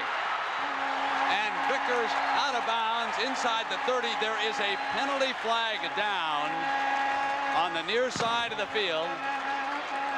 Around the 35-yard line, a penalty marker is down. Well, Stafford threw 2 interceptions the 1st half that were not his fault, but this one is, because the strong safety Vickers is standing there the whole time, read the pattern beautifully, saw the crossing route, and just stepped up for the easy interception. The Oklahoma safeties read patterns very, very well. And Jones is only 139 pounds, so he had a lot of trouble trying to bring Vickers down. Vickers is a 200-pound senior, and that was a mismatch. But the penalty is going against Oklahoma. There's a roughing the passer penalty, and again, another big break for the Texas team. We saw him get hit a little bit earlier. Yeah, the ball is clearly gone there. Good that call. Defender did not at all affect the bad pass. We'll see if we can get a number. If whoever that defensive lineman was, I see 9, the first number, but I don't want to guess. We'll see if we get one from another angle. It is possible that it was Dante Williams, number 98, the nose guard. We get that confirmed now from our technicians in the tape truck. The sophomore nose guard. Dante Williams ripped into him. A big break for the Longhorns. They're inside the Oklahoma 40-yard line. You can hear the OU fans in the background.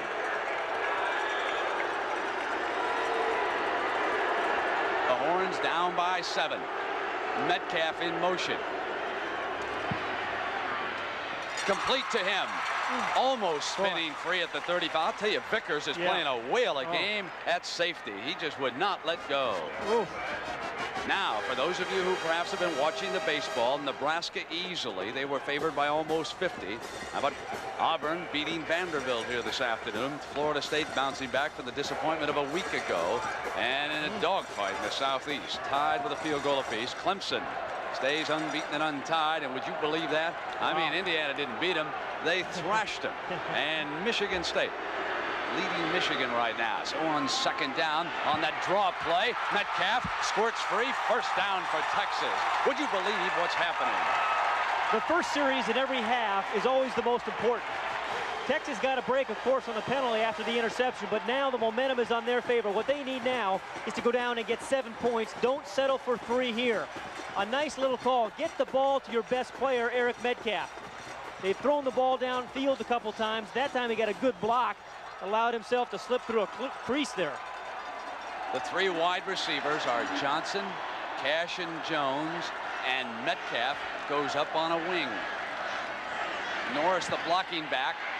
Stafford under trouble, steps away from pressure and throws to Metcalf. Now Washington shutting out Arizona State in the second quarter. Penn State with Blair Thomas scoring 3 touchdowns. Blair Thomas has been red hot the last few weeks. Alabama in the fourth quarter tied with Memphis State. Coach Curry had to change quarterbacks down there a couple weeks ago, and look at Florida and Oklahoma State. So we have run through the top 20 now. And here is a second down and 5.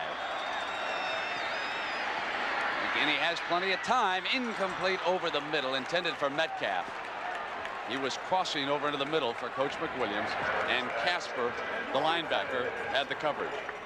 I think it's really important, though, for Texas in this series not to get the field goal. So this is and the touchdown instead. They're down by 7. This is a very important play at 3rd and 5. But they are going to send it in. Stephen Clark will bring it in from the sideline.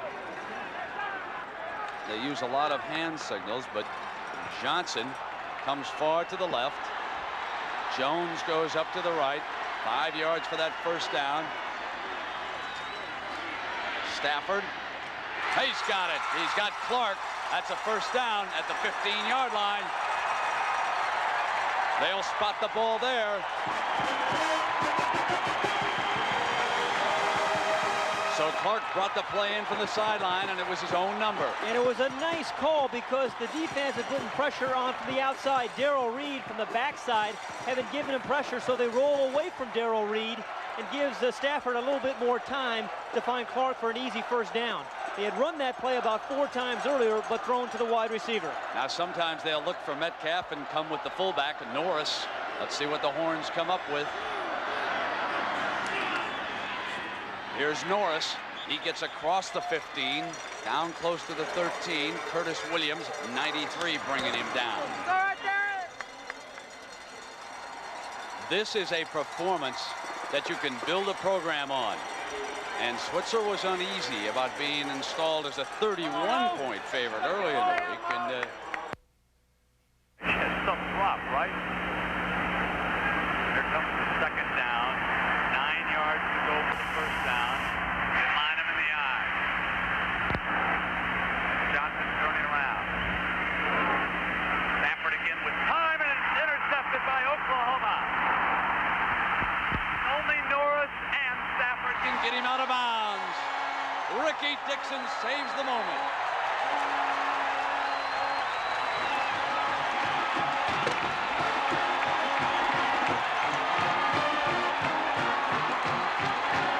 Just said the Oklahoma safeties do a good a job as reading patterns as anybody I have seen.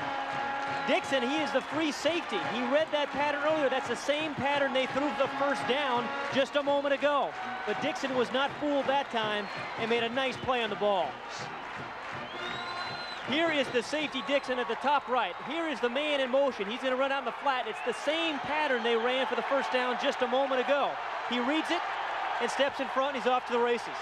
Stepping in front of Battle, returns at 50 yards. 1st and 10 for the Sooners. Wishbone fumble. They go in to unpile them. And Oklahoma retains possession, 2nd down. The reason you see the Oklahoma quarterback fumble so many snaps from center, and they've done this for years, is because they're getting out underneath the center so quickly, trying to get the ball to the fullback, or at least the fake. It happens so quickly, they fumble the ball an awful lot. They have ever since they've begun to run the wishbone. Now 2nd down for Holloway. Collins and Stafford are his halfbacks. Carr the fullback. Holloway keeps it, and he cannot get away from Duncombe. Hackamack, 68, also coming across, along with Duncombe, 46. It will be 3rd and long. They put Oklahoma's wishbone into a passing situation, leading by only 7 points here. 9:50 to go. Cabin is out far to the left. Only one running back, the fullback, Carr. Holloway going for Cabanis. Touchdown, Oklahoma.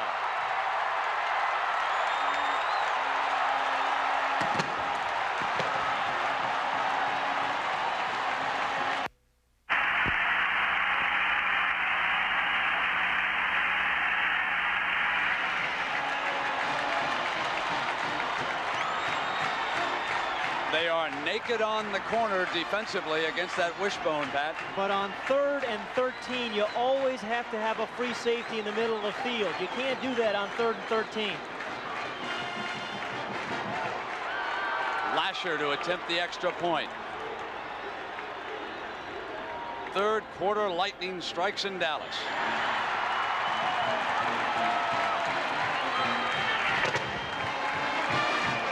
Two huge plays.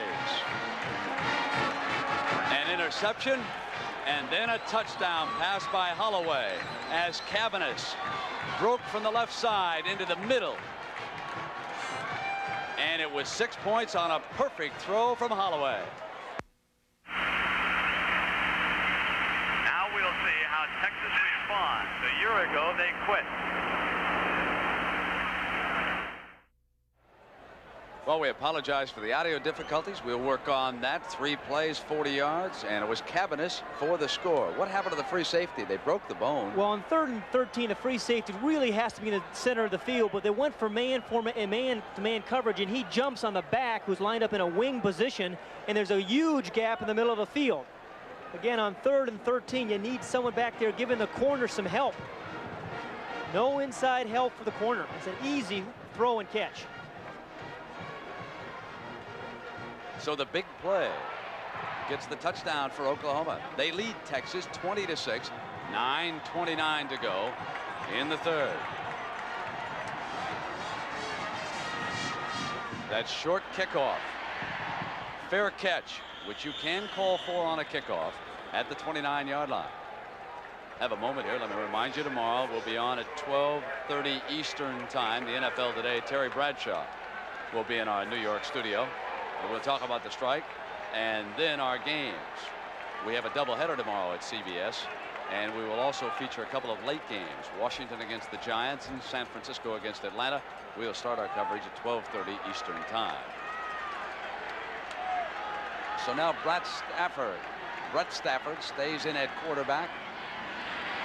Rolling here. He has Johnson open. He throws to Norris, the underneath man, and he's out of bounds at the 35-yard line. So disheartening for Stafford and the Texas offense. They were driving for a possible touchdown the last time out when they threw still another interception. Well, that is Stafford's 3rd interception. Remember, he had 1 called back, though, and you have to wonder at what time does McWilliams go to his backup, Shannon Kelly, who he's very high on as well.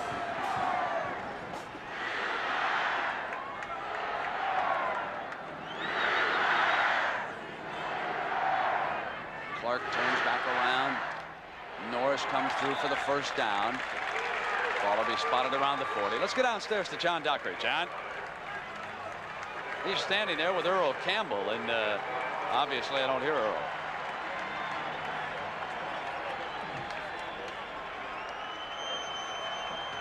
Switzer said he was the best he's ever seen. but the one thing he can't do is talk without a microphone. He can do everything else. All right, now we got a first down after that short burst.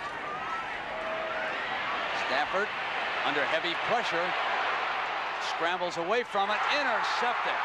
Had a man open and could not get it over Troy Johnson's head. There is a penalty.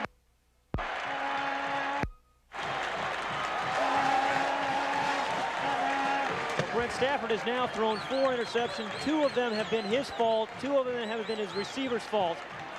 But I think McWilliams is going to have to make a change. This time he just kind of forced the ball. It's a tough throw when you run into your left, but he forced the ball. You know, Pat, I noticed earlier in the play, he had a wide man open, and he didn't pick him up, too, earlier in that. And he wasn't patient enough in the pocket. He's scrambling around there when it really wasn't a heavy rush. So the face mask penalty goes against Texas, and it'll be 1st and 10 for Oklahoma, and the ball is at the 38. And Stafford stepped up into the pocket. He really had time to throw the ball, but he got a little happy feet in there and broke the coverage. And you can see that Metcalf was open to Collins straight ahead. That play worked back in the second quarter, and they pound to the 31-yard line with Britt Hager, number 60, making the stop. Now let's try John Dockery again with Earl Campbell. Doc? Thank you, Brent. He needs no introduction. And Earl, you've had some fond memories of this series and some dark memories. Tell me about it. Well, I think my darkest memory probably was, first of all, when we was playing in my junior year, we had a chance to win and I fumbled. The greatest memory probably my senior year when I hurled a guy here at the Cotton Bowl on the left side. Wait a second, let's go back to this play. That looked like Earl Campbell. Lydell Carr gave us his impression of Earl Campbell and rambled in 32 yards for another Sooner score.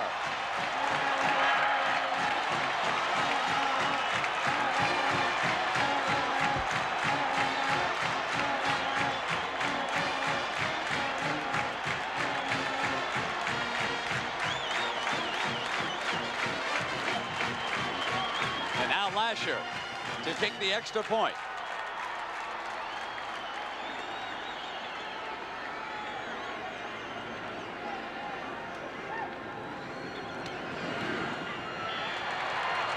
Pulls it, but it was through.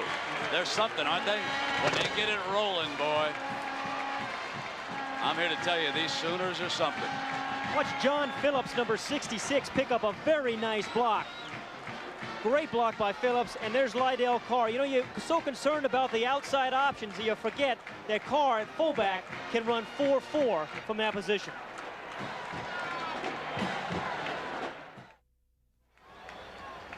Well, Oklahoma makes like an NBA team. 14 points in a minute 16. And Coach McWilliams of Texas is forced to make a decision. And his backup quarterback, number 7, Shannon Kelly, puts on a helmet. And he is standing there nearby, ready to enter the game. As you can see what has happened here, the result of those Texas turnovers.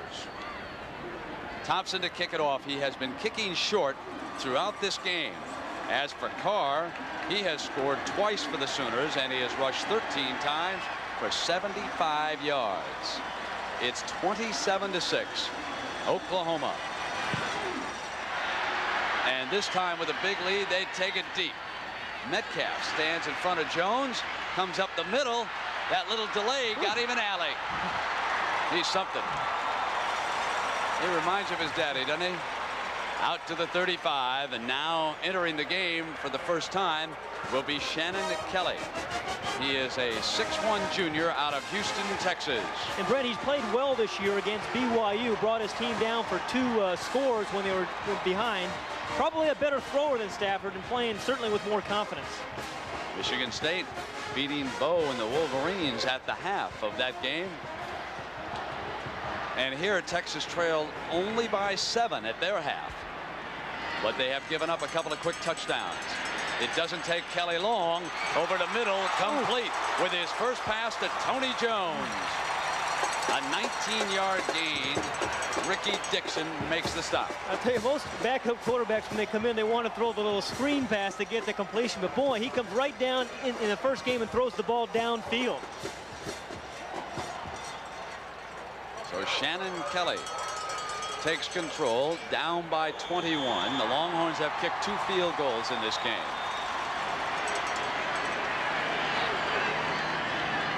Working with the 3 wide receivers.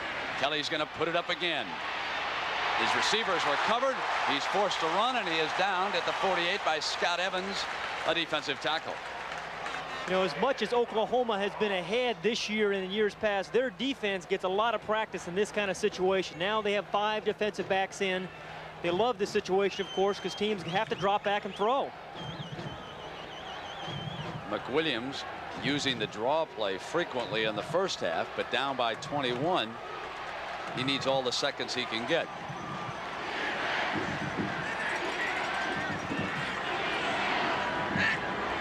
Wide receivers run the option with him.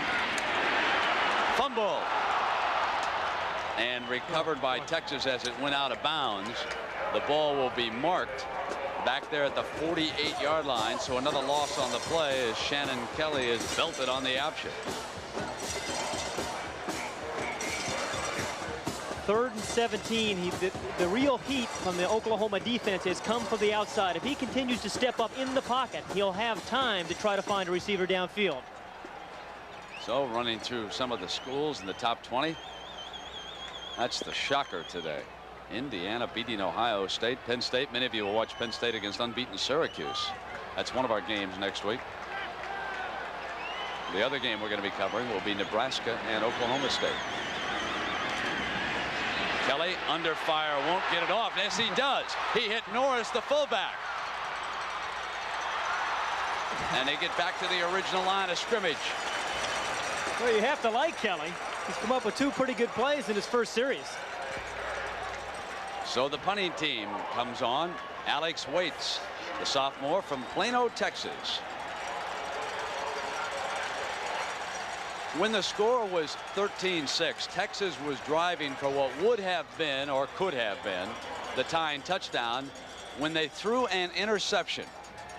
The ball was picked off by Oklahoma, and they came back 50 yards. Ricky Dixon intercepted the ball, and that set up the touchdown pass to Cavanis. Then a short time ago, they scored again. That was Carr. We'll be right back. That's the hard life of the American striker. Life on the picket line is certainly difficult. 6:25 to go, and Bosworth's Oklahoma Sooners in control of Texas 27-6. Here's Waits. He rips that punt. Fielded. Faked inside the 5. Goes on in. A 46-yard punt. Well, let's go to New York and an update. And here's Jim Nantz. Jim? Well, Brett, we've already seen Ohio State upset today. Now Alabama joins the upset ranks as Memphis State wins it 13-10. John Butler's 47-yard field goal with 8.5 minutes to go won it for the Tigers. The Crimson Tide committed 4 turnovers, including a last-second interception, and Alabama's record now drops to 4-2. Let's go back to Brent and Pat. How about that, Pat? Unbelievable to me. We saw Alabama look so good at the beginning of the year, didn't we? Didn't think anybody could shut down Humphrey after we watched him. This is Collins, 33. Yeah, the real issue now for Texas is they got to make sure they don't quit. This is the kind of game where it's easy to quit, and it happened in last year's game. But David McWilliams has brought a new attitude to this team. He wants his team fighting every play, no matter what the score is. He's trailing Oklahoma 27-6. 5:50 left in the third. You know, Anthony Stafford, number 25, he hasn't shown us that great speed yet. And Holloway goes deep, incomplete. He tried to break Keith Jackson up the middle that time, and they had him one-on-one with Senegal, number 5. Well, here's what Oklahoma has accomplished with its last 6 possessions. They're favored in this game by 30, and they lead it 27-6. You know, they can really do that to you. They can run it up, and you have to be careful that your offense doesn't give it the 3 and punt, because once their offense is on a roll, there's just no stopping them. You know, the way they run the ball, I'm not so sure I don't want them passing. You're right. Here's Carr pounding out, but he'll be short of that first down. Oklahoma will punt. And you wonder whether Texas should go for the block punt. They felt coming into this game they had a chance to try to block a punt. And here's a man that's only punted 10 times all year. He may not even get a letter.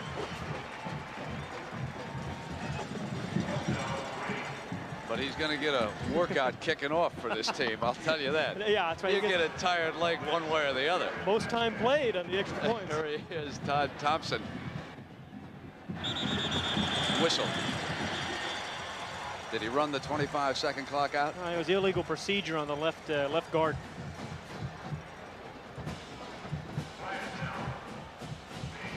Now they had 8 men up on the line. Offense, 4th down. They did not show that 10-man front. Yeah, They have a tremendous punt returner in Metcalf. Yeah, but I think at this stage of the game, you take a chance, you go after the punt block. Now, the one thing they need to do against Switzer, if they're going to get back in it, is score quickly. They've haven't been able to score a touchdown yet. Look at that heat coming off this new carpet here in the Cotton Bowl.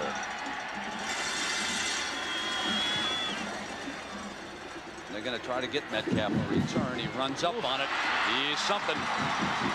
Out of bounds. 12-yard return on a 35-yard punt. You know, recruiting is so important in Texas for Oklahoma. Berry making a living in this state. That's how his team breaks down. 37 of his players coming out of Texas. I know that great Oklahoma fans like Earl Stone up there in Connecticut, they remember when Big Jim Weatherall went across the Red River. He was the first one. That long line has continued ever since. So it's 1st and 10 for the Horns. Shannon Kelly brings him up to the line. Working with the 3 wide men. Faking to Metcalf. Intercepted. He overthrew his receiver Johnson, who was wide open. And Crudup brings back the interception.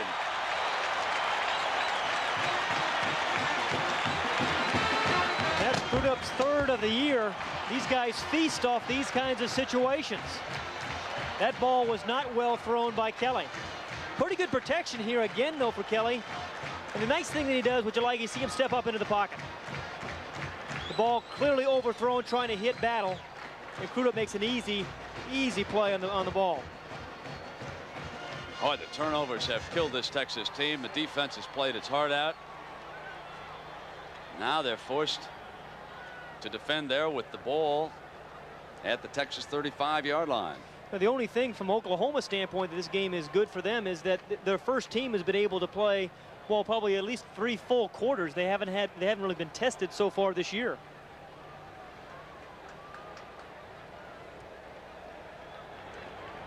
That Oklahoma coaching staff working on it under Berry. He's up by 21 too. Boy, I hate to see him when he's down. Yeah, these group of athletes, remember, at Oklahoma, they've lost to only 1 school and 2 games in the last couple of years plus. On that wishbone with Carr, the fullback, pounding down to the. Bringing him down. We've got time to present this week's Toyota Leadership Award. Those have been singled out by the coaching and faculty staff for their performance in areas of team contributions and academics. And today's leadership winners are Keith Jackson from Oklahoma. We know about his football ability, but he's a communications major from Little Rock, Arkansas.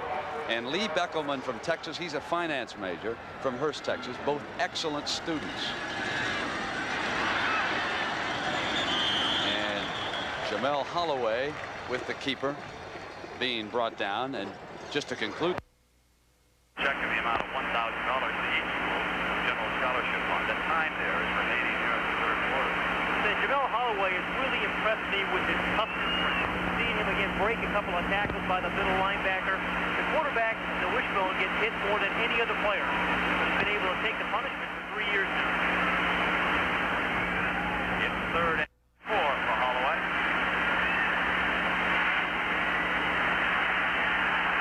He's got the first and then some. Inside the 10-yard line. And what a terrific block he got by Patrick Collins, number 33, his halfback. A penalty flag thrown. You're going to see the run by Holloway, but number 33 is out in front. He makes a sensational block. Cleared the alley there for Holloway. You find more alleys in this wishbone, open alleys, than you're ever going to see in any game. Here's the block by Patrick, number 33. You have to be a great blocker to play at Oklahoma. God, I've seen them do that time and time again. Makes it easy. And a personal foul being tacked on against Texas. This ball will be spotted at the 4-yard line. Again, we're working to clear up the audio problems.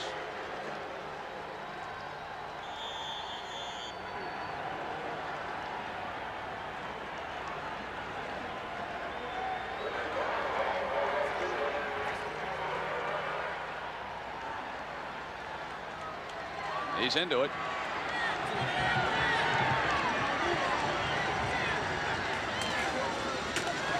Holloway, he won't get it. Out of bounds. It'll be second and goal. The one thing they do say, a team say about Oklahoma is down here that Holloway likes to keep the ball. He likes to be dancing in the end zone. The one way to stop this option is to string it out. That's what Texas defense does here. Watch how many orange jerseys play down the line of scrimmage. No place for Holloway to go. Looks like they've at least stripped him of his name. What Jamel have to do, go to a backup jersey? He's as good a wishbone quarterback as they've seen at Oklahoma. Carried 15 times for 70 yards. And he may be hurt there. Looks like they're holding his left elbow or shoulder. You know, I think the ref made him leave because that left arm is bleeding. I think it was the referee who detected that. You can see the trainer. You bet that's blood there. He may have cut himself going out of bounds. Watch and see.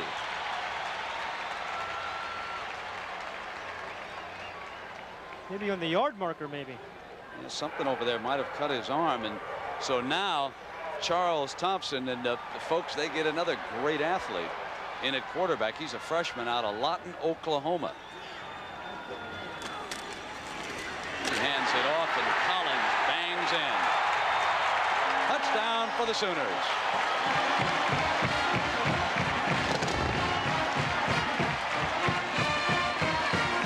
The Oklahoma backs are such complete backs. We saw a moment ago how Patrick Collins made that terrific block for Holloway, and they've got tremendous speed too.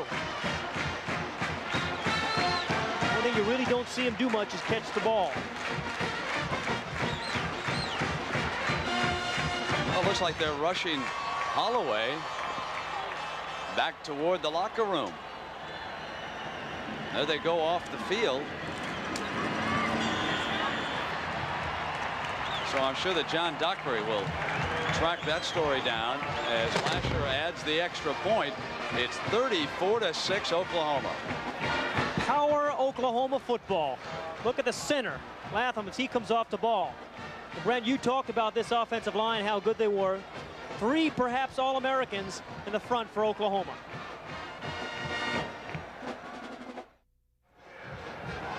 Well, Jamel Holloway injured, and John Dockery, what's the problem?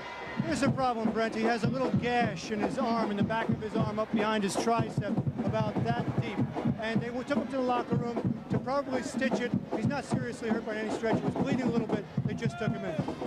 Thank you, John. You know, one of the concerns when you play on a carpet is infection with an open wound. I can remember Jim Everett, now with the Rams. I believe he was playing at Minnesota. I don't want to say that for certain, but he had an elbow problem, and they tore it back open, and they think maybe there was a tobacco juice stain there. He scraped across it. It became infected, and it was really swollen one week, a tremendous problem for him. So they must be careful with something like that. Another short kick. Samuels fields it, and he gets out to the 32-yard line. I want to show you this power football, Pat. And this is the second team center. This is Mark Vandersbilk. He comes off the ball and the great leverage. See how he gets down and gets underneath Haggard, the middle linebacker? That allows him to drive him back 4 or 5 yards. That's the second team offensive line in there. But remember, the Texas defense has been on the field way too long. So the Sooners lead it by 28 with 2:20 to go, and Brett Stafford checks back in as the Texas quarterback. Stafford returns to quarterback the Horns, and they'll run Metcalf on a delay, and boy, he is something. Out to the 44. We have seen tremendous running performances, Humphrey amongst them, but I think that Metcalf might be as dangerous as anybody we've looked at, Pat. Well, he's certainly awfully quick. Now, they haven't used him as much as a receiver this year. Last year he caught 42 balls, and he has that ability to turn a 5-yard reception into 70 yards. He's a junior.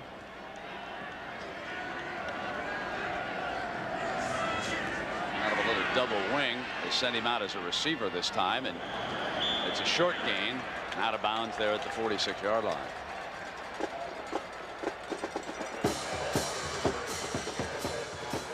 So the Horns were rolling along, playing the likes of Oregon State and Rice, and today a little bit different opponent. Only 6 points so far, 2 field goals. I'm happy to see Brett Stafford back in because it is a long season. They still have the whole Southwest Conference schedule ahead of them, and you need to be confident to play the position of quarterback. This is a chance for him to get back and get some confidence back. Stafford's a senior, and Coach McWilliams said he has already heard from a highly touted high school recruit in Texas. Going to come there. He hits Metcalf. Metcalf first down inside the 40-yard line. You know, Pat, you mentioned that the question was going to be whether or not this team would quit. I don't see any quit in them yet. I tell you, that's the worst thing you can call an athlete is a quitter. And that's what happened last year to this team in this game. But McWilliams has them playing, it looks like, for the full 4 quarters.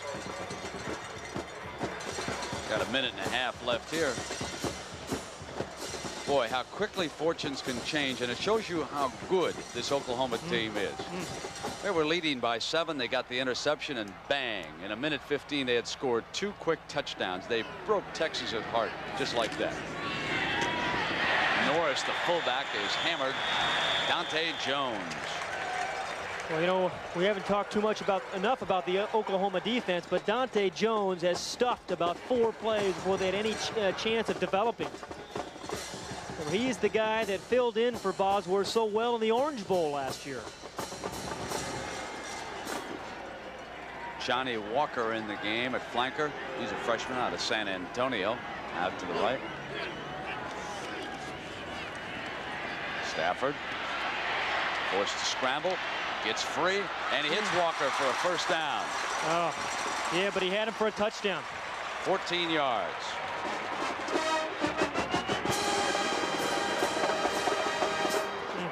That's a couple of times you felt he should have thrown touchdown passes. Well, yeah, there was nobody upfield. Johnny Walker wanted the ball led upfield because there was nobody even close to him. He could have scored very easily.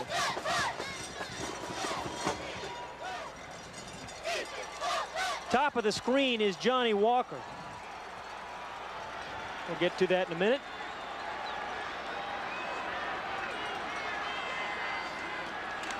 Metcalf on the draw.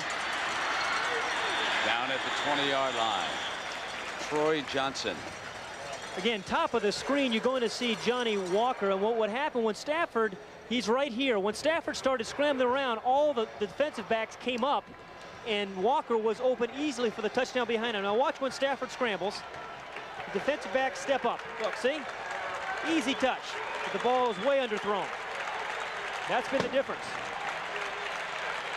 Well, the end of the 3rd quarter. It is Oklahoma 34, Texas 6.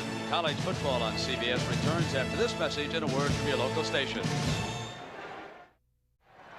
And deep in the heart of Texas, they do tend to raise things big down here, don't they, Mr. Hayden? Saying, go on home. Send me your linebackers.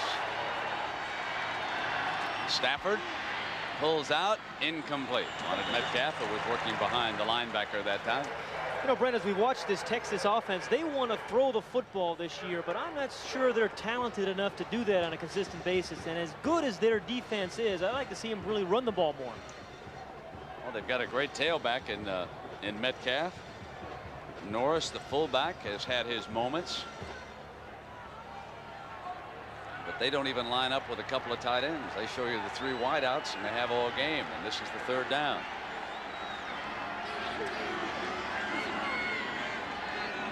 That's Clark.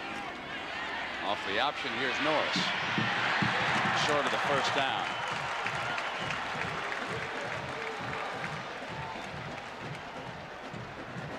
Now here comes Wayne Clements.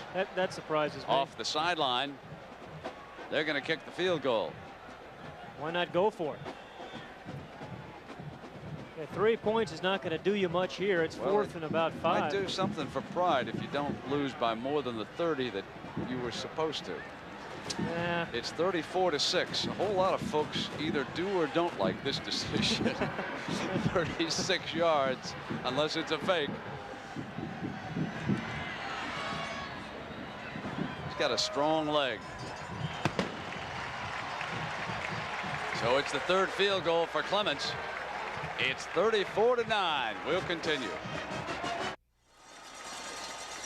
One horse said to the other horse, they won't let us have any fun since that Orange Bowl. Yeah, I know we should have been more careful that night. We cost Barry a field goal. Might have been a ball game. Meanwhile, what did Bevo think about that field goal rather than going for the touchdown? He was not happy. I was not happy either. Bevo and I are thinking along the same lines. 34-9. We've got 14 minutes to go down here in the Cotton Bowl.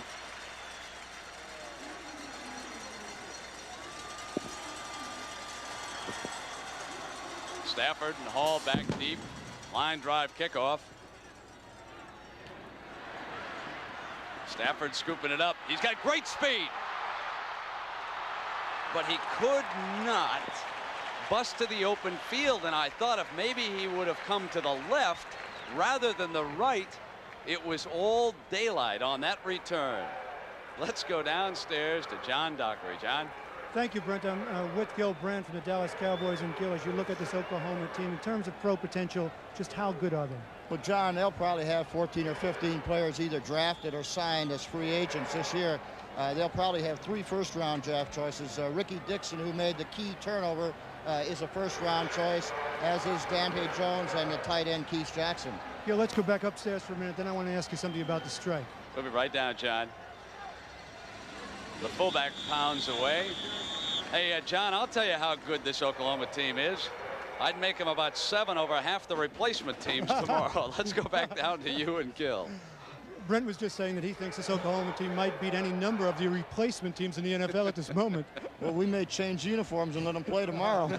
Let me ask you this seriously. Is there any end in sight to the strike? Well, I hope there is, but I don't think it's going to happen next week or the week after. Unfortunately, I think the players have a belief that it's going to happen, but I don't think that will come. Thank you, Gil. Brent? There goes Thompson. There is a penalty marker down at midfield. Freshman quarterback Charles Thompson runs 35 yards. And one of their star guards, whom John Dockery and Gil Brandt were talking about, John Phillips, was shaken up back there. He may just down have some he cramps, goes. maybe. Now, tell the family story about his brother and the line and how they made the shifts here today. Well, Anthony Phillips is actually an All-American guard who was supposed to start at right guard today, but he was injured last week. So his younger brother, John, right there, number 66, stepped over and started at right guard, and Phillips will be back a week from now. But they don't lose anything when John goes from left tackle to right guard. He's a player. Who are some of the other standouts overall? Well, Mark Hudson, the left guard, was a consensus All-American a year ago. Looks like he will be so again this year. And, of course, Keith Jackson. So you've got potentially 3 All-Americans up front. You know, I'm just told by our spotter, Jimmy Tubbs, that Hudson also limped off a short time ago. There he is over there. He's a little gimpy with the knee. Look at his size, folks. Look at the right guard here. This is John Phillips. He's the one who got stepped down there, I guess. Played marvelously today.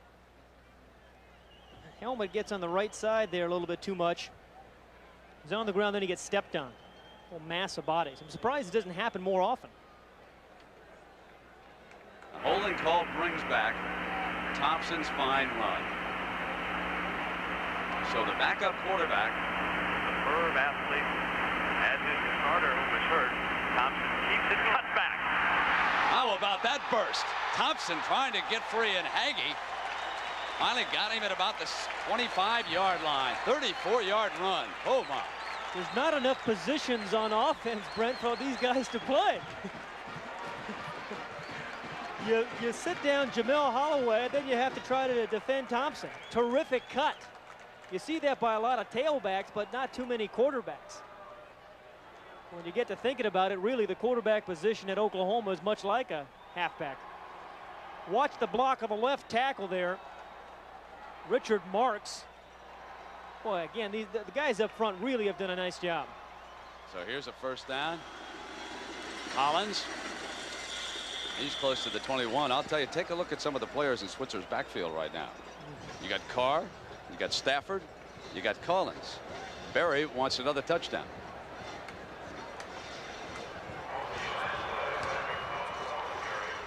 Here's Nebraska. Some of you will watch them play Oklahoma State next week.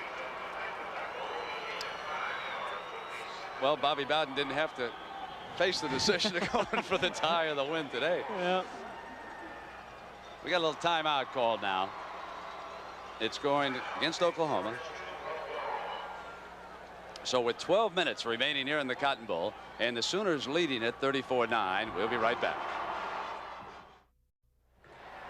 Well, their starting quarterback Jamel Holloway returns from the locker room. They dressed that arm injury. The coach getting him back now from the sideline. Rushed 15 times for 70 yards, and he threw 2 of 5 for 76 yards and 1 touchdown. That other pass to Jackson was a very important reception, which led to their first touchdown. Now this is a second down play for Thompson, the backup quarterback. Carr to the 19, but he'll be short of the first down. They have to get down to about the 16-yard line. And again, that Texas defense is still hanging in there. Those guys have been on the field a long time, but they have not quit yet. Yeah, the Oklahoma center, again, this is the second team center. Mark Vandersbilk did a nice job on Hager. I'll tell you what, Hager's had his hands full today with both those centers. Nice little grab there at the end. So 3 yards to go for an Oklahoma first down. They lead it by 25 with 11:23 to go.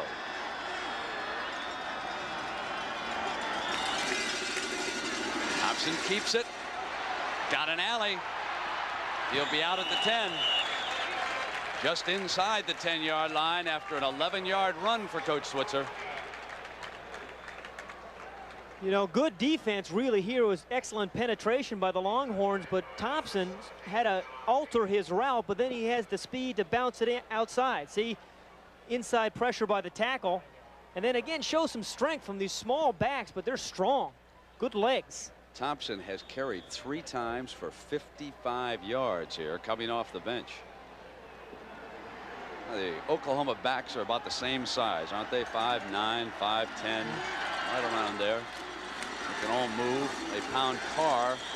No gain on that play. Hackensack and Hager. As for after this game, Oklahoma playing Kansas State, Colorado, Kansas, Oklahoma State, Missouri. And is this the worst Oklahoma has ever beaten Texas? No, it is not. What they did back in 08 and then a year ago, 47-12. Right now it's 37-9.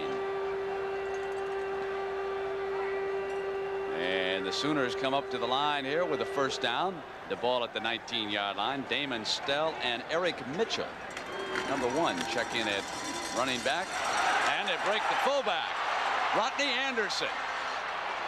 There's the backup fullback out to the 45-yard line. There's no end to the talent. He just took it 27 yards. You know, you talk to coaches around the country, and they say it's everybody's on equal footing now because of scholarship limitations, but somehow Oklahoma does pretty well with their 30 scholarships. And they're well coached. I don't think Barry Switzer gets enough credit. Yeah, I agree. Everyone thinks that Switzer does it with talent, and certainly that is true. But let me tell you what's important about coaching that I guess at least all the coaches tell me is getting along with people. And Barry does that. I think his athletes like him. The ones that have played for him, they've got a lot of nice things to say about him. Keeping it is Thompson. Goodbye.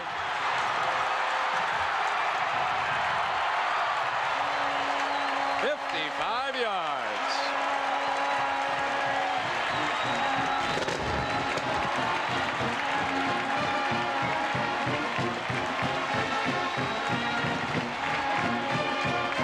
I'll tell you that Thompson has come off the bench. He has rushed for 108 yards on only 6 carries. And that's the backup quarterback, folks. I mean, that's not even number 1. Watch the block by the backup fullback, Rodney Anderson, who does a nice job of giving Thompson a chance. And then he's off the races. Again, it looks like Magic Johnson coming down the field on the fast break. It's just incredible to me. And Lasher hammers in another one. After the block by Anderson, you're just not going to catch Thompson. 170 pounds, very, very smooth. And probably a better thrower than Holloway. Well, this was a 7-point game at the half. And now it is 44-9. Well, let's check in with Jim Nantz and see what's going on around the country. Jim? Brett, there's a key WAC game in Provo. Wyoming was trailing 14-0 to BYU, but they've come back to tie it up now in the touchdown pass to Perkins. Now, Wyoming already owns WAC wins over Air Force and San Diego State, and with a win today over BYU, the Cowboys could be looking at a Holiday Bowl berth before Halloween. Let's go back to Brent and Pat. All right, Jim, and here it's Oklahoma all over Texas 44-9 and showing everyone why they are clearly the #1 team in the country. Everybody talked about their early season schedule and how easy it was, but they were supposed to play USC and SMU, I believe. They sort of tuned up with that first half here today when it was 13-6 at the half. Oh, again, Thompson goes to the short man, Samuels. He breaks a tackle. And he's out of bounds there at the 25-yard line. And here's the remaining schedule for Texas. They play it at Arkansas next week. They run the wishbone as well. Not quite as well as Oklahoma, of course. And then Baylor and A&M at the end of the year, 2 tough remaining games for the last part of their schedule. They have a shot in the conference. They have a chance.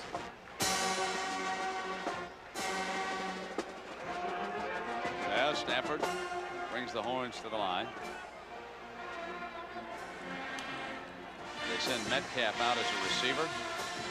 He's out of bounds there at the 29. There's the 30-yard line.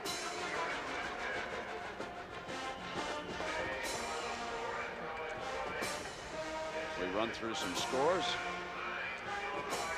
Well, Coach Akers was at Texas until last year.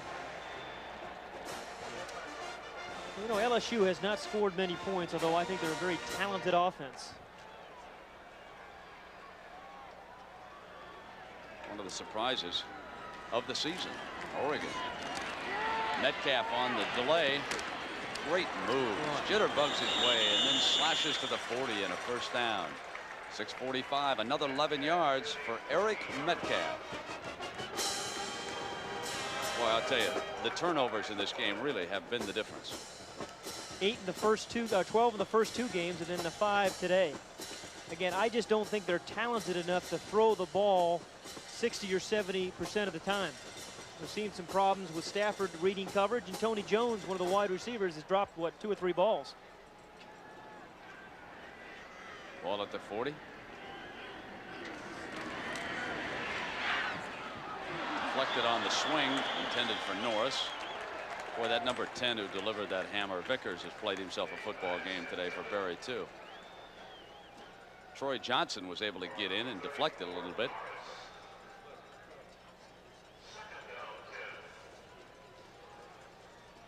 They'll be happy going home tonight, won't they? He didn't look too happy for a man so far ahead. Well, you know, the one concern that you would have as a coach, I think, right now, are the injuries over there. You would certainly hope that none of your offensive linemen were hurt badly, or Jones when he limped off. Holloway, gashed arm, but we've seen that they've got a great backup quarterback at Oklahoma. He is so good that they switched Mitchell out to halfback this year. Here's Metcalf. He's played his heart out here this afternoon. 43, and Jones is back, and that was Dante Jones who made the stop there, number 50. Well, that's good to see him back. Metcalf today has rushed for 64 yards, and he's caught passes for 39 more. Well, he's really matured here. He started out as a freshman just as a punt returner, Metcalf did. Then last year, 42 receptions. This year, he came into the game averaging 115 yards rushing. Stafford. Intercepted again. Scott Garl battles his way close to the 30-yard line before Keith Cash, the wide receiver, tackles him. Well, Oklahoma is ahead so much, and what you want to do is be a free safety for Oklahoma in this part of the game, because you can lay back deep coverage. And you read the quarterback the whole way. It's just a zone. He sees the crossing route and just steps in front. Good read by Garl. And Stafford's going to have to do a better job of looking those people off if he wants to throw that kind of route. So they get a first down at the 31-yard line. They've got 5.5 minutes here. John Green, third-string halfback, checks in for Oklahoma. Thompson, incomplete. Cabinets, the intended receiver, he scored 1 touchdown here this afternoon. Well, we got another break, and let's check in with Jim Nantz. Jim? Well, Brent, you mentioned Georgia coming back on LSU. Here's how it happened. James Jackson of the Bulldogs will go to John Thomas. The Dogs missed the extra point and trail by 7 midway in the third quarter, Brent.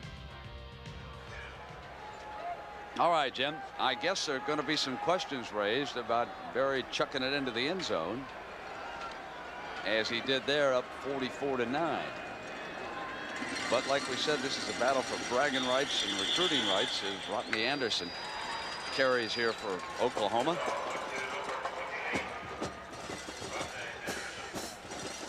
And the clock ticks away toward the 5-minute mark. The toughest part for this Texas team getting prepared for next week's game is trying to get this one behind you, trying to forget a game like this. It's an awfully tough job for McWilliams. You know, thinking about it, though, if you were trying to be nice to the opposing coach and you got all these running backs and Thompson's that fast, I'd say just keep throwing it. The thing they do least well, right? Here comes Thompson. Incomplete in the end zone. That was Arthur Guess, a backup end, freshman out of Oklahoma City, who was the intended receiver. Well, this was not a day for upsets. Syracuse idle. Many of you watched them. Clemson came away with the win. Oklahoma State, Minnesota slugged it out with Northwestern and outscored them today. Nebraska, Oklahoma will stay unblemished. And Notre Dame and Miami both play tonight. Notre Dame Pitt. Pat, how do you view that one? Pittsburgh is one of those teams, even though they've lost 2 games, I think Pittsburgh is dangerous. They're very talented, I think well coached by Mike Godfrey. It's at Pitt, I believe. Injured player down at the 35-yard line, being tended to by the Texas training staff. They've had fewer players injured today than Oklahoma, so while we have an opportunity, let's take a break here. We've got 4:40 to go. Oklahoma's going to win it. We'll be right back. To update a couple of games that are still in progress, Michigan and Michigan State are playing, and Michigan quarterback Demetrius Brown has thrown 5 interceptions as the Wolverines trail in the fourth quarter. Elsewhere, USC now has added a touchdown. Oregon's lead cut to 21-7, and Texas A&M, a team that's struggling after losing last week in its Southwest Conference opener, leading by 5 with 2.5 minutes to go in College Station. Let's go back to Brent and Pat. Jim, if we were playing a Little League baseball game here, we might invoke the mercy rule. Oklahoma up by 35. Texas has thrown 5 interceptions today. That ties the school record. And they almost had one going the other way. Well, it's a tough situation for Barry Switzer. You know, what do you do in this situation and not get accused of running up the ball? Obviously, they do throw the ball least well. But if you get the ball on the end of the corner with Thompson, you got a problem. Hold on here a minute, folks. I think they're getting ready. I think they've been watching what happens to Coach Marcel's up there in the Meadowlands, and yes, indeedy. Oh, I don't think he's there. Oh, a bit chilly. Oh, my. I hope it's waterproof, he said. All right. First down. And Kelly returns, and it's incomplete. Gabriel Johnson. You know, speaking of the passing game, not only as Barry gets a towel and attempts to dry off over there, you know, not only have the quarterbacks struggled here, but I don't think the receivers have held on to the ball well either for them. We talked about Tony Jones. He dropped 3 balls. One in the first half really caused an interception, and he had one really that he could have caught for, I think, for a touchdown. What's the feeling out there in Los Angeles about the NFL strike, Pat? They want them to get it over and get the Rams and the Raiders back? Oh, I think everybody does, but listen to some of the players talk. It looks like it's going to be a long one from here on in. Yeah, it doesn't look good, does it? Kelly, there's a completed ball, and Vickers delivers the hit. That was Eric Williams, backup tailback. Brent, you and I were talking about the Heisman Trophy some this week. How do you rate Holloway? Is he there, you think? You know, he's got to be one of the candidates. We make Tim Brown of Notre Dame the favorite. Yeah. Tough for a wide receiver. I think as long as he scores touchdowns for the Fighting Irish, he'd get the job now. Look what he did today. He became the #1 rushing quarterback against Steve Davis. Davis, incidentally, worked at CBS. He still does the coach's show up there with Barry Switzer up in Norman. He had a fine career, and Holloway motors right on past him today. Third down. Well, you also got a Keith Jackson. They just don't throw it enough to him. London Williams get him a first down with the clock moving and stop as they move the chains. Boy, Michigan State. That is a big recruiting game in that state, like this one is down in the state of Texas, too, I guess. Didn't we hear that there were more players in the CFA out of the state of Texas someplace? Didn't our producer? Yeah, absolutely, than anywhere else. I think Mike Burks was telling us at the meeting last night there's more players at the CFA schools from Texas. Now, of course, that does not include the Big Ten, Pac-10, but still, it's really impressive. Complete. Nice catch over there. That was Tony Jones. 13 yards, first down. Here's what we were talking about, where they come from in the CFA. Look at that, 866 players out of this state. You know, that's why Barry comes down here and recruits. He gets everybody he wants from the state of Oklahoma. Then he comes into Texas for a lot of his athletes. California would certainly jump up, and Ohio would have a lot if you included the Big Ten in that list. But still in all, boy, there's a wealth of talent down here. There's only one Oklahoma player on the Texas roster. He's one of the safeties, Paul Behrman. He's out of Norman, Oklahoma. Isn't that something? The only player from Oklahoma is right out of Norman. The flip back. That's Williams. Won't get away from the defense that time. Nailed it midfield with the clock running down toward 3 minutes. Let's go downstairs to John Dockery. John. Brent, you've been talking about the importance of this game, bragging rights in the state, of course, national spot for Oklahoma. But it's not just that. It's also the Golden Hat Award, presented to the Texas-Oklahoma Golden Hat Trophy, to be held by the current winner of the series. It's been around since 1928, of course. Oklahoma's had it for a few years. They will take it home again. Of course, it's a 10-gallon hat. What else in Texas, Brent? Yeah, you know, I think it was probably modeled, though, after the one Will Rogers wore. That's what it looks like to me. Second down and 4. Or I should say about second down and 14. Another interception. That one was intended for Jones, and Crudup gets his second. That's his second interception of the day for Coach Switzer. Boy, it's easy pickings for these defensive backs right now. And again, I can't say it enough. They've done such a nice job of playing that zone, reading the pattern, and reading the quarterback.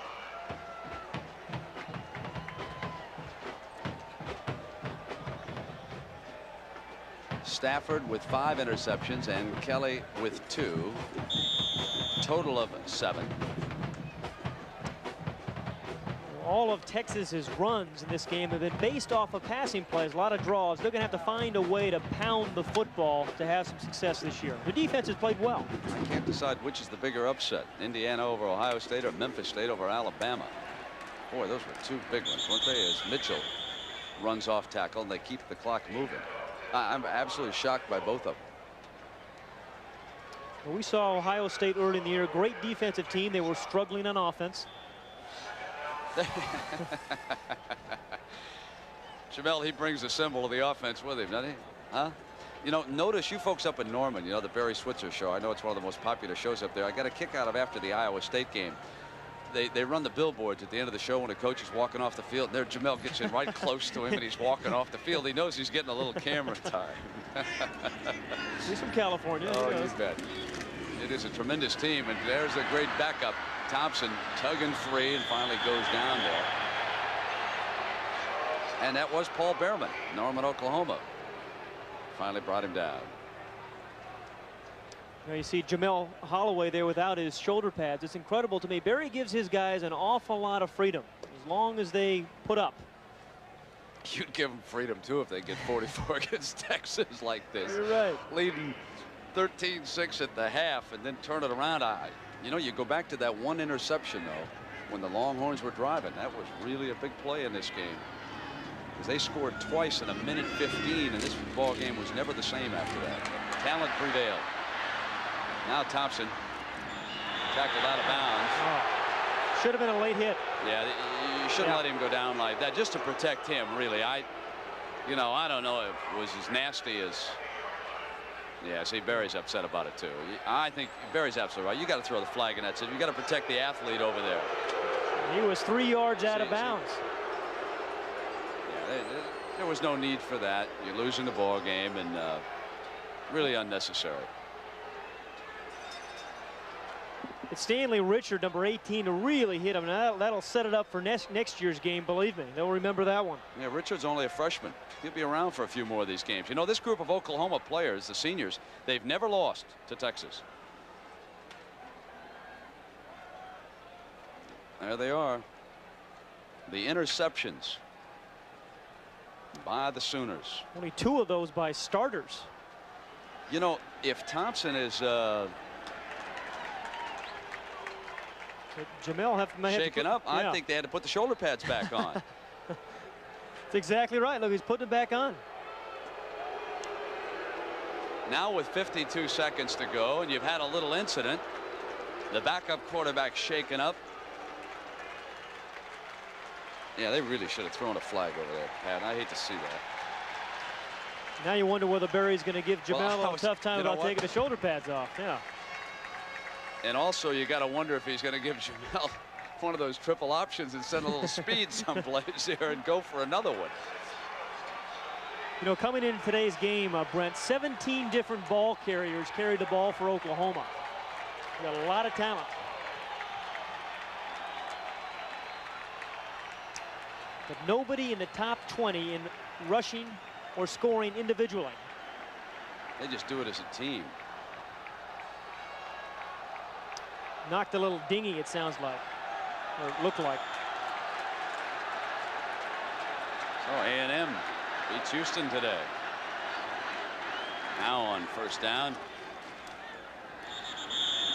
And they run green, and the clock continues to move.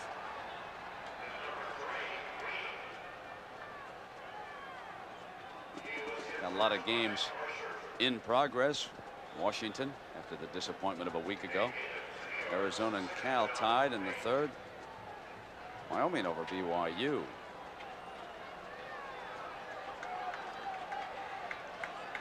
So here's the second down. They should do it. Oklahoma stays unbeaten and ranked #1. Great performance by Switzer's team in the second half.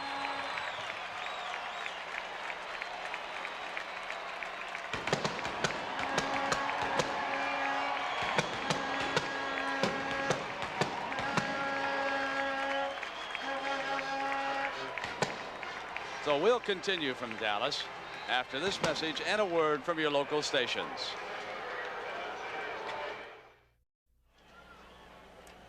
7 interceptions. Key the Sooners 44-9 victory over the Longhorns. And our Chevrolet MVP of this game, we're going to go to the entire offensive line of Oklahoma as the Sooners rush for 390 yards. Greg Johnson, John Phillips, Bob Latham, Mark Hudson, Richard Marks, and Keith Jackson. A superb job of blocking. For Texas, their middle linebacker, Britt Hager. And a check in the amount of $1,000 will be donated by Chevrolet to each school's general scholarship fund to further assist qualified students in all chosen academic fields. A final word, a sign-off, coming up in a moment.